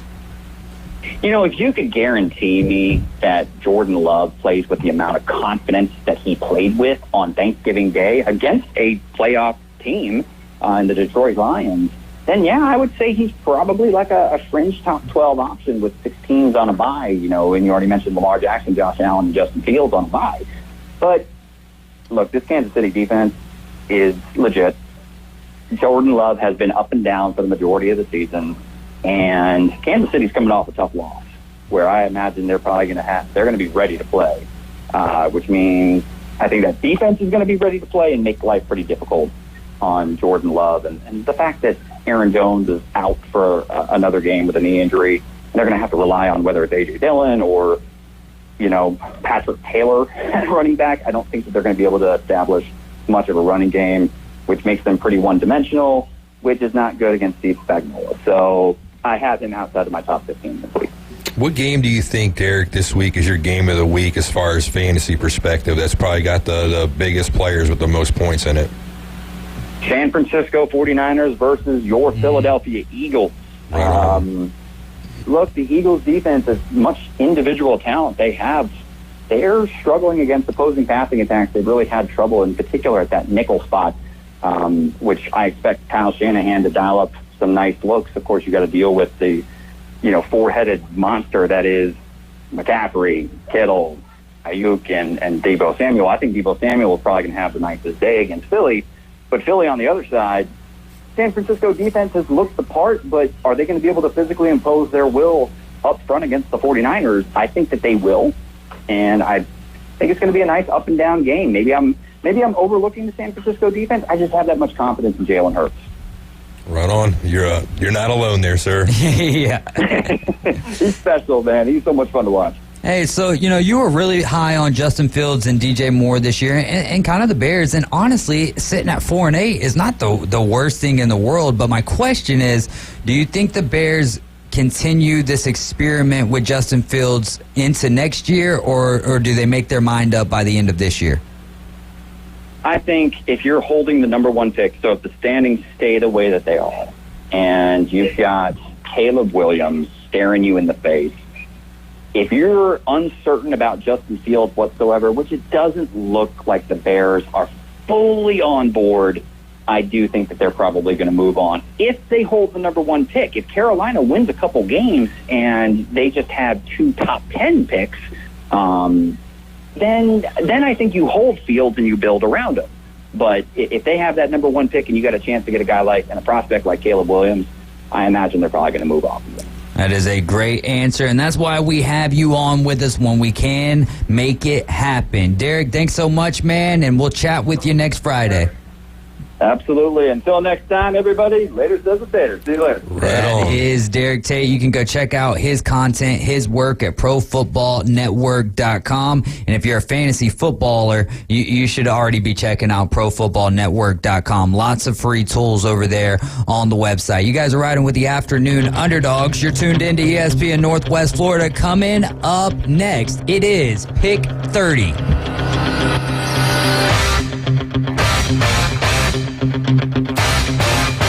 Your home for college football. ESPN Northwest Florida. This Saturday, it's a college football doubleheader. First, the Ohio State Buckeyes are at the Michigan Wolverines. Coverage starts at 10:30. Then ESPN Northwest Florida presents the 88th Iron Bowl. The Alabama Crimson Tide at the Auburn Tigers. Kickoff at 2:30 right here on your home for the most live college football on the Gulf Coast. ESPN Northwest Florida.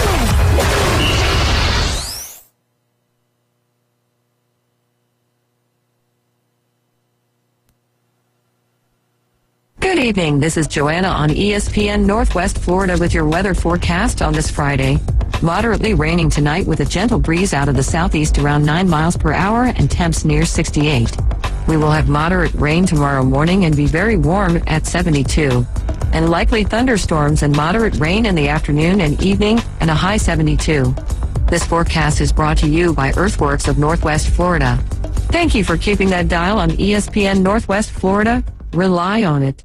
Hi folks, I'm Tracy from Tracy's Fine Jewelry. We wanted to thank everyone that voted us your favorite jewelry store in the News Herald Best of Bay. We want to thank everyone for their support over the last 51 years. And to thank you, we're having a Customer Appreciation Day Saturday, December 2nd from 9 to 3. Take an extra 10% off all jewelry items as our appreciation to you, our loyal customer. Plus pictures with Santa and permanent jewelry with Spark Artistry Custom Jewelry. We look forward to seeing you at Tracy's Fine Jewelry Saturday, December 2nd from 9 to 3.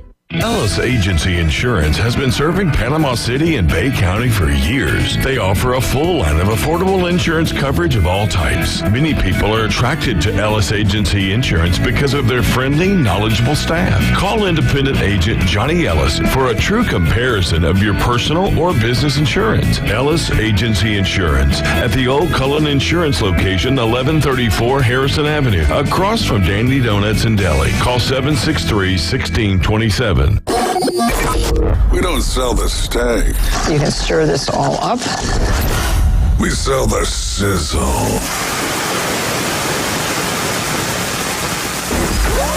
Now back to the Afternoon Underdogs. Very spicy. ESPN Northwest Florida. And we are back. I was going to say it's the final segment of the afternoon, but that would be a lie because we have this segment and one more. And we are going to dive into our college football and NFL picks here for week 14. And notice up here at the top, I say we don't use the spreads unless they are over 18 points. And that was determined to be a lie because we're not going to be picking the Michigan-Iowa game with the points. We're just going to pick it straight up since most of our, I would say, contestants, most of the crew has already picked it straight up. So that's the way that we're going to keep it as we get started here for week 14. Max already picked it with the spread, though. He did. Yeah. And I've already went back to him and said, hey, in Michigan, Iowa, straight up, I know that I've not changed the rules, but had to point them out to you. And now here I am in a week that we finally get a high spread like that. And it's like, yeah, we're not going to use it this time. He's good with numbers, not letters. Yeah, there you go. New Mexico State at number 25. Liberty is a 10.5-point favorite. The total is sitting at 53.5, and they will kick this one off in 36 minutes. Yeah, I don't think New Mexico State's going to end up playing like they did against Auburn. So for me, give me Liberty in this one. They played pretty good all year. I think they can handle New Mexico State. I'm also going to go with Liberty, and I also think 10.5, they're going to get way more than that. I got to be really careful because my lead has been dwindled down to 1 or 2 games. Tyler's catching up to me, and Drew's right behind him, and AG's right behind him. So it's getting real close. There's a large side of me that wants to take New Mexico State in this game, but I'm going to stick with Liberty.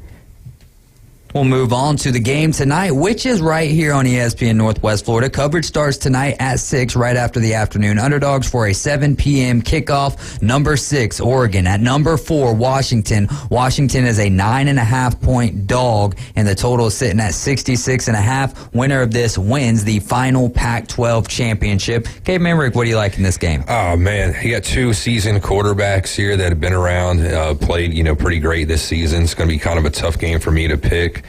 Somebody's going to have to lose this one. Give me the Oregon Ducks, man. Quack, quack on the road. I think they'll end up winning.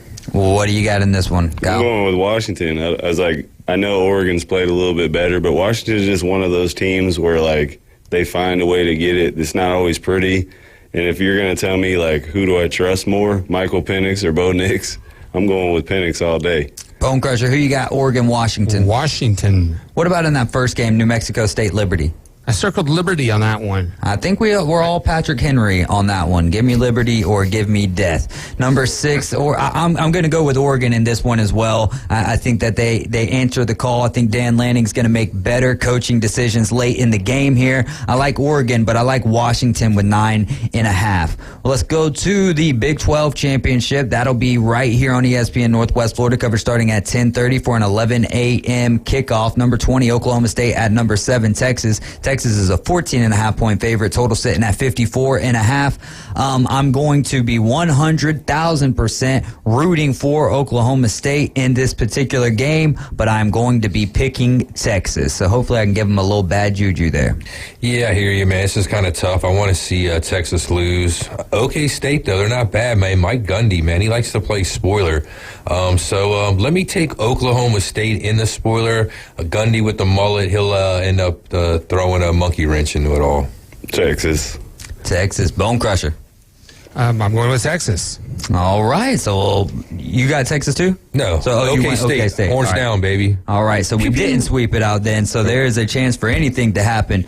Our next game, we're going to go to some action. Miami of Ohio taking on Toledo. Toledo's an 8-point favorite, total sitting at 45.5 for an 11 a.m. kickoff this Saturday. I'm going with Toledo in this game. I'm pretty much just going to take the favorite. Who did Toledo have last week? I think it was Akron, maybe, a team that they really shouldn't have been playing, been in a game with, but I think Toledo bounces back here this week. They did get the win last week, but I think they win the action. Yeah, I'm going to take Toledo as well.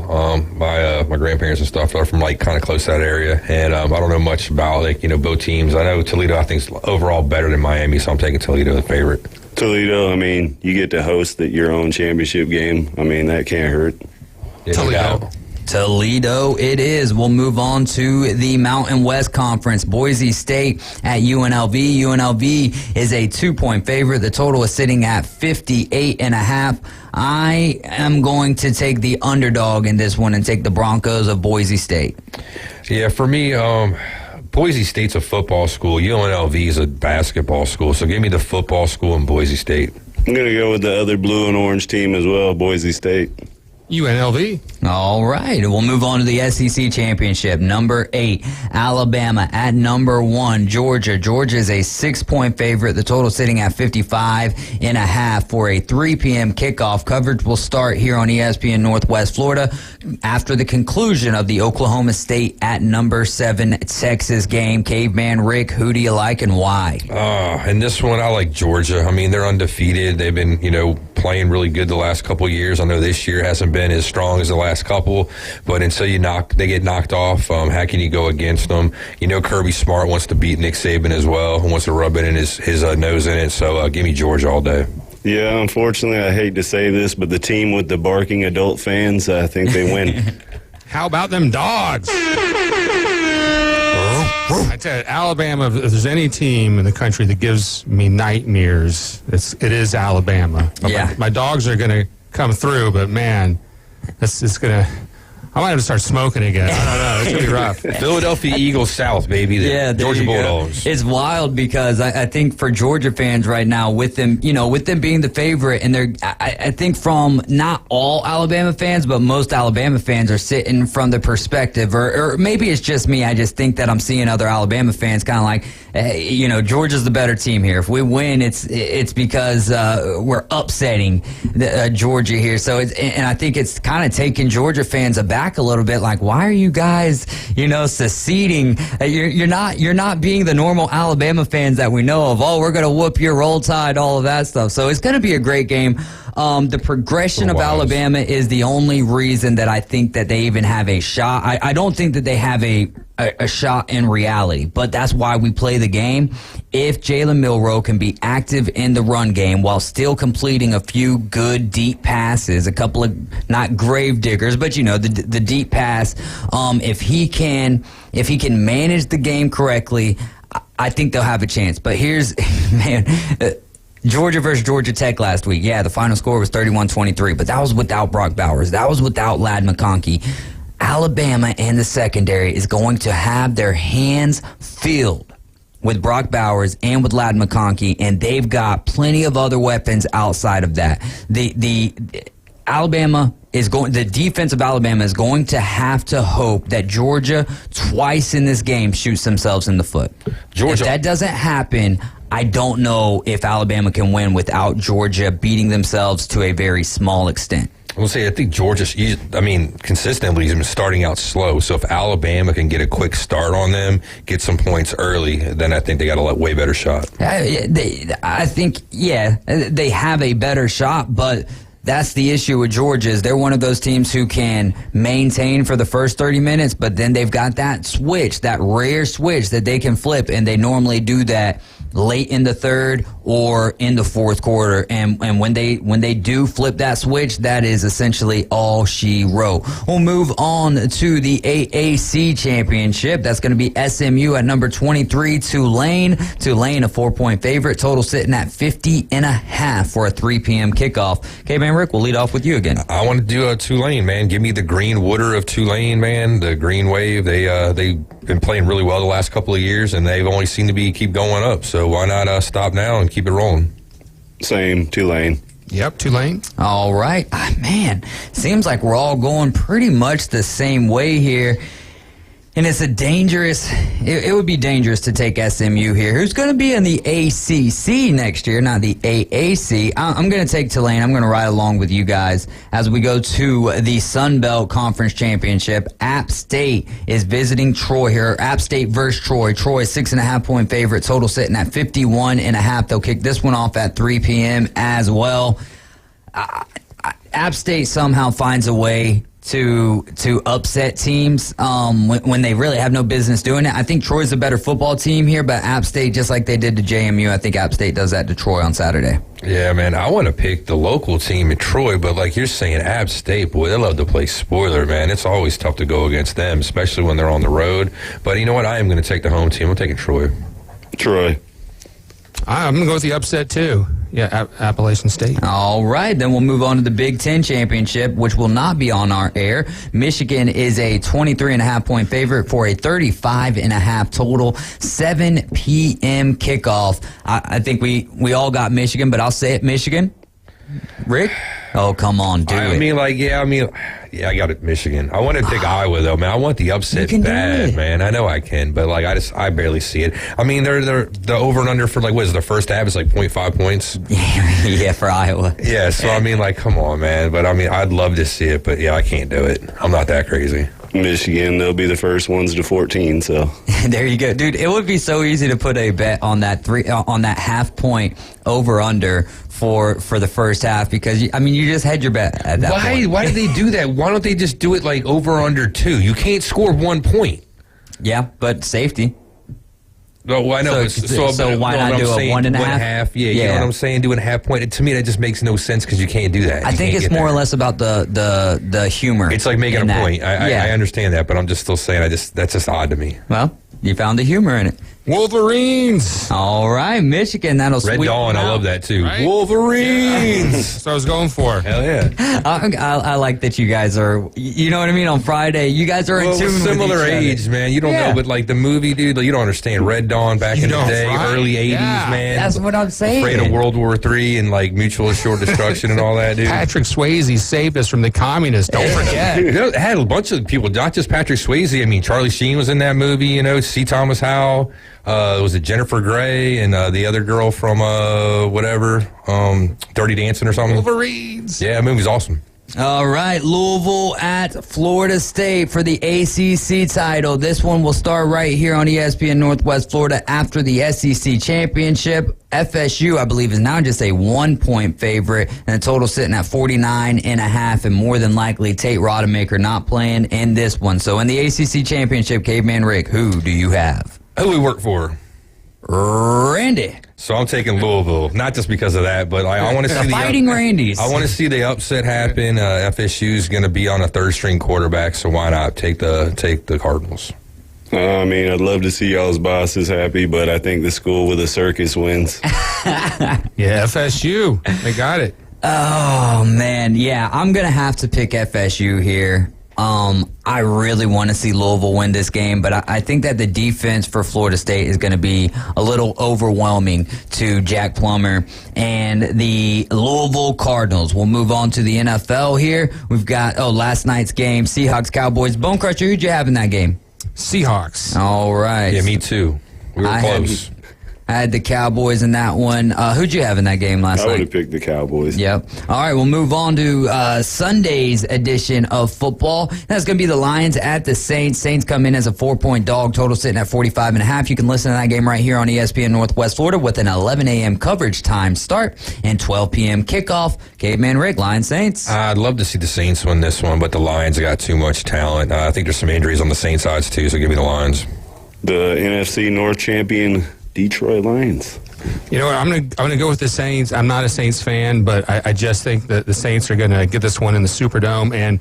And since we are airing this game, I wonder what our listeners think about the idea. I was texting you and Randy. It's like, what do y'all think about the idea of us being the affiliate? Yeah. For the Saints fans, because I know there's a lot of raging Cajuns down here. Yeah. I'd love to get that on the radio. So if you're listening right now and you would like ESPN Northwest Florida to become the home of the New Orleans Saints, here's Randy's home phone number. Exactly. We'll start it off with 5. Oh no.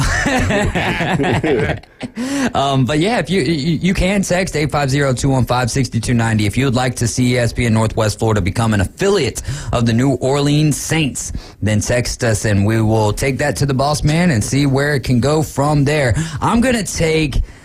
Oh man, I think that the Lions are backsliding right now. You know, and the Saints really need this win. I'm gonna take the Saints at the house. We'll move on to the big one, 49ers at the Eagles. This game will also be following the Lions and the Saints Sunday afternoon here on ESPN Northwest Florida. 49ers, Eagles, Caveman Rick. Come on, man. Like, seriously? I mean, after all this junk the 49ers are talking about last year and how, you know, we got lucky because, their quarterback didn't play and blah, blah, blah. And like Hassan Reddick said, you know, we're going to line up, with your blank and, show us. So basically, the Philadelphia Eagles are ready to play. They're not down with all that whining and crying from last year. They want to make a point. Yeah, I agree. Caveman's Eagles fly to a win. 49ers. Ooh, I'm going to take Jalen Hurts and the Eagles in this game. Honestly, would have loved to just lead this one off so that, you have to pick these big games. You absolutely have to. But this is going to be one of those games that I'm just watching like this. Hopefully, this is good football. This is going to be a great game. Yeah, Chiefs at Packers on Sunday Night Football. Talk about needing a flex, but who knows? This could end up being a good one. The Chiefs haven't been the same team that we've seen in the past, but they still do continue to reel off some wins left and right. Chiefs, Packers. Packers are a 6.5-point dog. Total sitting at 42.5, and it'll kick off at 7:20 Sunday evening. I think the Kansas City defense is going to be a little bit too much for Jordan Love, even though that the wide receivers of the Chiefs have had the dropsies all season long. Whoopsies. I think the Chiefs will do just enough to pull a win off in Green Bay. Kansas City Chiefs. Chiefs. All right, we'll sweep that one out. I've got the Chiefs as well. And then Monday Night Football is going to be the Cincinnati Bengals taking on Trevor Lawrence and the Jacksonville Jaguars. Jags are an 8.5-point favorite with a total, kind of a low total here, 39.5 for a 7:15 kick on Monday Night Football. Who do you like here? Give me Dougie P, man. Doug Peterson's got that team rolling. Trevor Lawrence has been playing pretty good all year long, so much so that I've kind of went all in on him in my fantasy team, hoping that Boomer Bust, like the name of our league is named after. So I'm buying into the Jags, man. I'm buying in that stock. Yeah, I'm going with the Jags, too, and like Tate said, I'm hoping Ridley starts consistently scoring those points for me like he has. Jaguars. That will sweep it out as well. I'll be taking Jacksonville. We'll see how Browning does in his second start as a Cincinnati Bengal. But I'll take Trevor Lawrence and hopefully a big night from Calvin Ridley as well. You guys are riding with the Afternoon Underdogs. You're tuned in to ESPN Northwest Florida. One more segment, the final segment of the week. Stick with us. We'll be right back.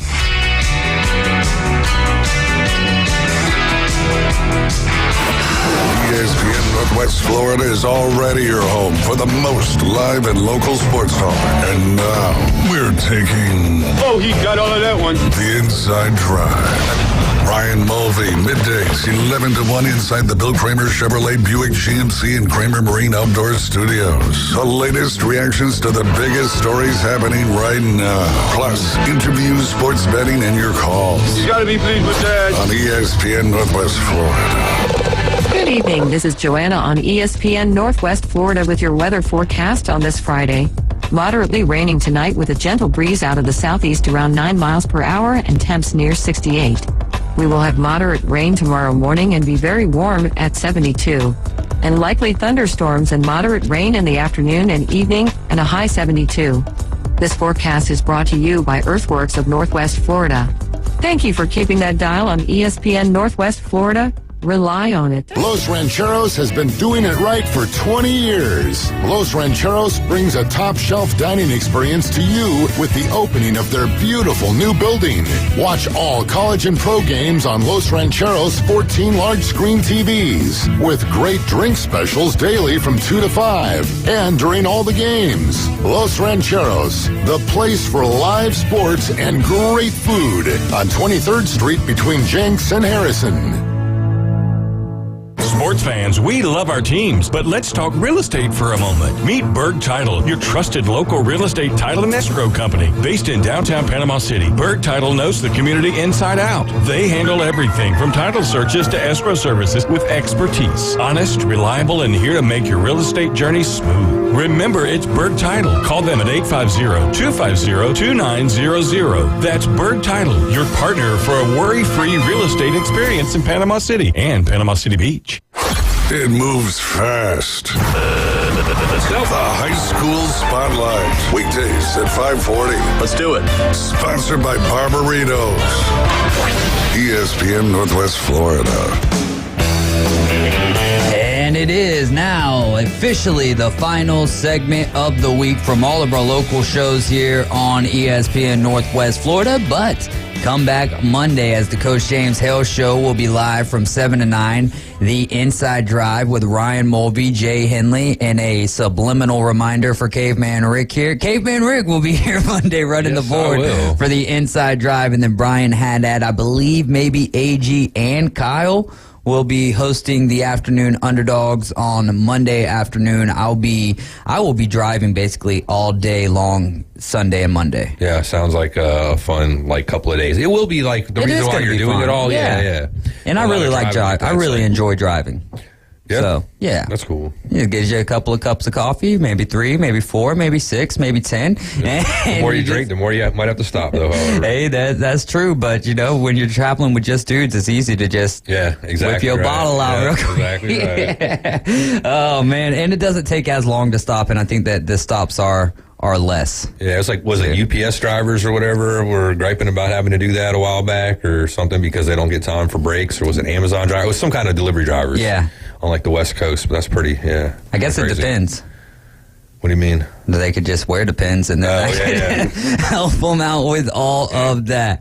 Panama City High School basketball scores from the girls' sides of things last night. Taylor County falls to Franklin County 38-29. Ponce de Leon losing to Poplar Springs 69-10. McClay beats Weewall 47-21. Liberty County over Community Christian 31-10. Malone beats Mariana 36-32. Geneva falls to Paxton 56-45. Graceville over Chipley 60-24.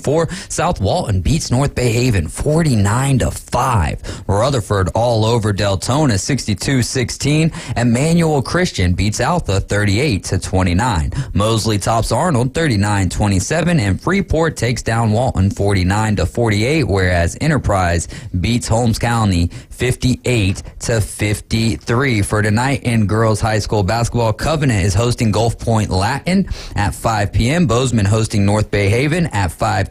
Mosley hosts Port St. Joe at the same time. Weewaw hosting Osceola Christian at 6 p.m. Walton and Chipley at the same time in Walton, and Cottonwood will be hosting Graceville at 6:30 p.m. In boys high school basketball from last night, it was Liberty County over Community Christian 65-29. Bozeman beating Freeport 61-46, and Bethlehem over Laurel Hill 69-49. Poplar Springs beat Vernon by 22, 55-43. Paxton over Geneva County 65-37. Rutherford beats Niceville 47-42, and Mariana over Malone almost by twice as many points 68-35. Alta over Emmanuel Christian 61-48. And in boys high school basketball tonight, Vernon will be hosting Liberty County at 6:30. Graceville hosting Cottondale at 6:45. Bozeman hosts North Bay Haven Academy at 7 p.m. Choctaw hosting South Walton at 7:15. Mosley hosts Niceville at 7. Destin hosting Bay at 7:30. Sneeds hosting Port St. Joe at the same time, and same time for Weewaw and Osceola Christian in Weewaw tonight, tipping at 7:30. In boys high school soccer, it was Rocky Bayou Christian shutting out East Hill Christian 6-0. It was North Bay Haven over Walton 4-1. It was Rutherford over Franklin County 7-1, and Mosley beating Mariana by a count of 3-1. Arnold shuts out Niceville 3-0. In girls high school soccer, it was North Bay Haven shutting out Walton 5-0. Rutherford shutting out Franklin 2-0. Wakulla shutting out Mariana 5-0, and Destin was over Bay 5-1. Tonight, Port St. Joe in girls soccer will be hosting Mosley at 7 p.m. In boys soccer tonight, starting at 6 over there at the Public Sports Complex, Bozeman will be on the road taking on North Bay Haven again, 6 p.m. for that time for that start. Bay hosting Mariana tonight at 7 p.m. and Freeport hosts Destin at 8 p.m. That was your local segment brought to you by Bar Burritos, food community people. Visit Bar Burritos on 23rd Street and tell them that the Underdogs sent you. All right, we talked game of the week in college football for the conference championship. What about the game of the week here in the NFL? What game? Obviously, let's eliminate 49ers Eagles, because that's everyone's favorite game this week outside of their own team. So take away 49ers and the Eagles. Which game are you looking forward to the most? And I'll start off. Go ahead. Okay, I was going to say I got one. The Broncos and the Texans, man. I mean, you got two teams that are playing really good football right now. Two quarterbacks have been playing really good football right now. I honestly think that whoever wins this game has a really good shot at making the playoffs, and whoever loses this game is probably not going to make the playoffs because of where we're at in the season. So I think this is probably like one of the biggest games going on this weekend. Probably the same, because like they both have a shot to sneak into that last spot. So like that's probably the only other option. Which game was that? Denver and Houston. I was hoping that's not the way you guys were going to go, because that was mine as well. I think that is by far, right, the second best game. I mean, Chiefs-Packers, right? The Packers are sitting here at 5-6. I believe the Lions are sitting at 8-3. So that there is 3 games of separation there. But if the Packers can somehow knock off the Chiefs and the Saints knock off the Lions, now you're looking a little bit closer there. And who's one of the more excited teams out of that whole situation? The Minnesota Vikings, who are about to get Justin Jefferson back back after this bye week. So since y'all used that one, obviously 49ers, Eagles number one. I think it's not even a close call. Broncos, Texans being the second best game. Interesting honorable mention is going to be Falcons, Jets. For the sake of, is Aaron Rodgers going to come back? Because if they fall to 4-8, I don't think that there is any. I don't think there's any reason for Aaron Rodgers to even talk about practicing if they fall to 4-8, because it's pretty much over and done with at that point in time. So my game of the week then is going to be the Browns and the Rams. The Rams have started to look like a better team. The Browns defense is really good, so that's what I'm looking forward to. I think maybe Stafford and the Rams got an opportunity here to maybe even sneak into the NFC playoff discussion. Lions and Saints has got some potential as well. I mean, both teams are dome teams. So they're playing in a dome. Weather's not going to be a factor in this game, so they're both going to be playing in good conditions. So we're going to probably see them play at their best. Outside of the few injury concerns that the Saints have, I think they got a really good shot. All right. How about a team who needs to win this week the most in the NFL? It kind of goes on to what I was saying about that Denver-Houston game. I think whoever wins that one, that's the most important game, because whoever loses that game, I think, is out of the playoff picture, and I think whoever wins it's in it. So I think it's those two teams involved in that one game. If I had to pick just one that's not involved in there about winning and losing right now, just winning. Who needs a win the most in the NFL? Because obviously, like Eagles, 49ers, right? Either one of those teams can lose. They're just fine. Like the Steelers. I think the Chiefs. Because if they want to have home field and they want the playoffs to go through Kansas City, I mean, Patrick Mahomes has had the fortunate luck of always, playing at home throughout the playoffs. All right, that's He's got to go on the road, and not have home field throughout. That could be a problem for those Chiefs. What about for you, Kyle? I'm going to go with the opposite team in there. I think the Packers are sitting right there in the 8th spot. There's a bunch of other teams that are 5 and 6. If they end up dropping 2 games back in the 7th, I know the rest of their schedule is pretty cake, but that's one that, if they can get that and ride the momentum of beating the Chiefs and, beat the rest of the teams that they should, they could sneak up to a much higher spot in the standings. Yeah, no, you're absolutely right. I'm going to go with the New Orleans Saints, actually. Needing the win the most. I mean, you drop this one and say that the Falcons end up beating the Jets, then you're falling a game behind them right there. So I think it is the Saints. And plus, you beat a team like the Detroit Lions, and you start to gain a lot of momentum there. On the flip side of that, which team losing this week would hurt the most? I think it'd be the Steelers, actually. I think they're actually close in that playoff picture. They have an opportunity. If they lose this game, though, I don't think their schedule's all that favorable towards the end. So I think this is actually a good spot playing against the Cardinals, where you really probably should win this game. So you really need to win it. I'm going to go with the Broncos. Ooh. Because if they lose, they got the tougher division. So, they're going to obviously be playing their division opponents probably down the stretch.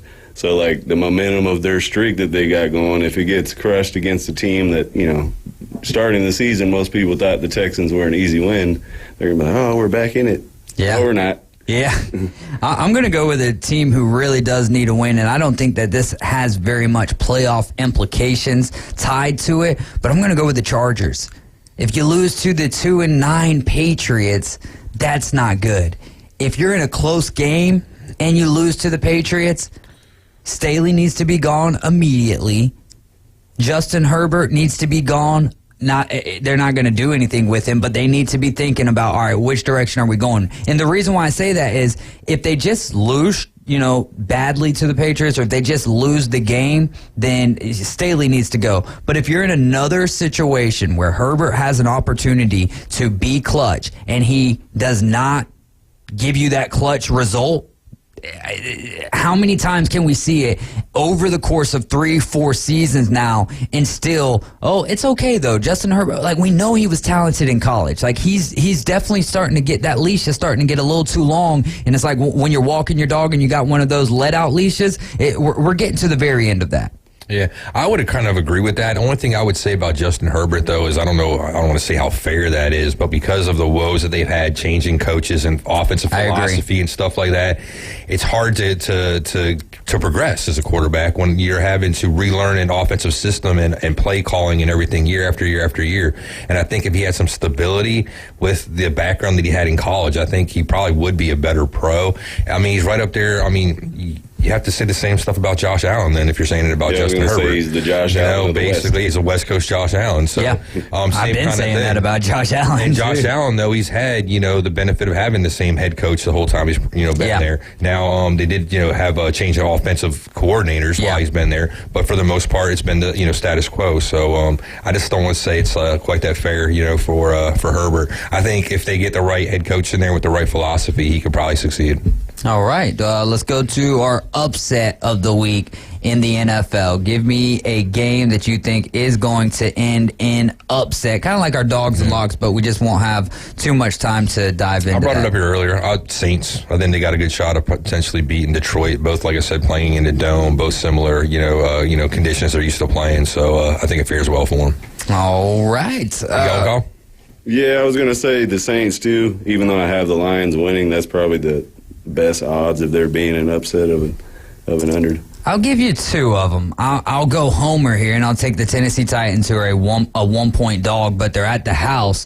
So I'll take the Titans to maybe have an upset against the Indianapolis Colts. And then my second one is going to be one of the teams that I mentioned earlier, the Jets over the Falcons. The Falcons are a 2-point favorite on the road. I think the Jets and Tim Boyle can boil it down and get a W there. Yeah, well, I mean, we already talked about this. Is this fair saying this? But, the Eagles are getting disrespected at home. They're 3-point dogs at the house. So, I mean, if they win, that's an upset. How surprising is that, though? That they're a 3-point dog at the house. In all reality, if this game was played in Levi Stadium, that would be a 6-point That's what I'm saying. And I'm like, really? Like, where does Vegas get off? Like, what are you doing? Like, look at the records. We're not, pretty the way we're winning, but style points don't matter in the NFL. And the fact of the matter is, regardless of the situation, we've won games. We've been down 17 points going into a half. We've come back and we won. What does that say? That says everything about your team. You can win when you're winning. You can win when you're losing. You're resilient. You can win in bad weather. You can win in good weather. You can win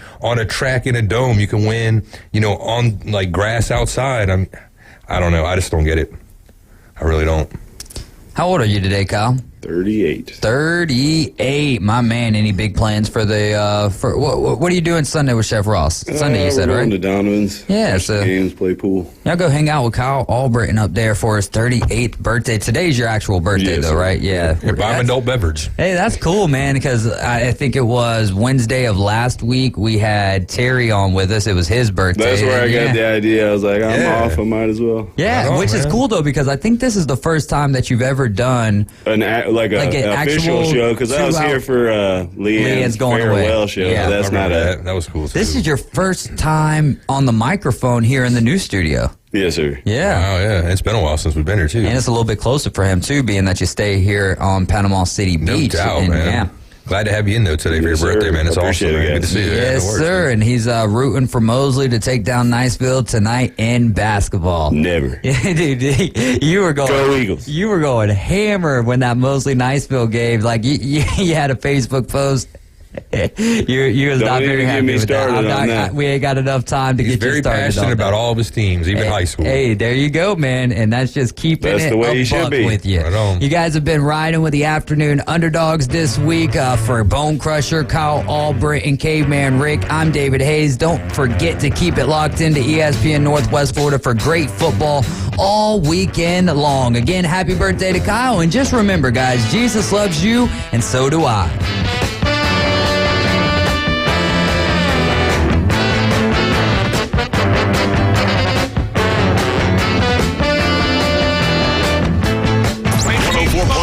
ESPN is above the rim. Exciting college basketball is back. Tune in every Saturday for the biggest games in college basketball.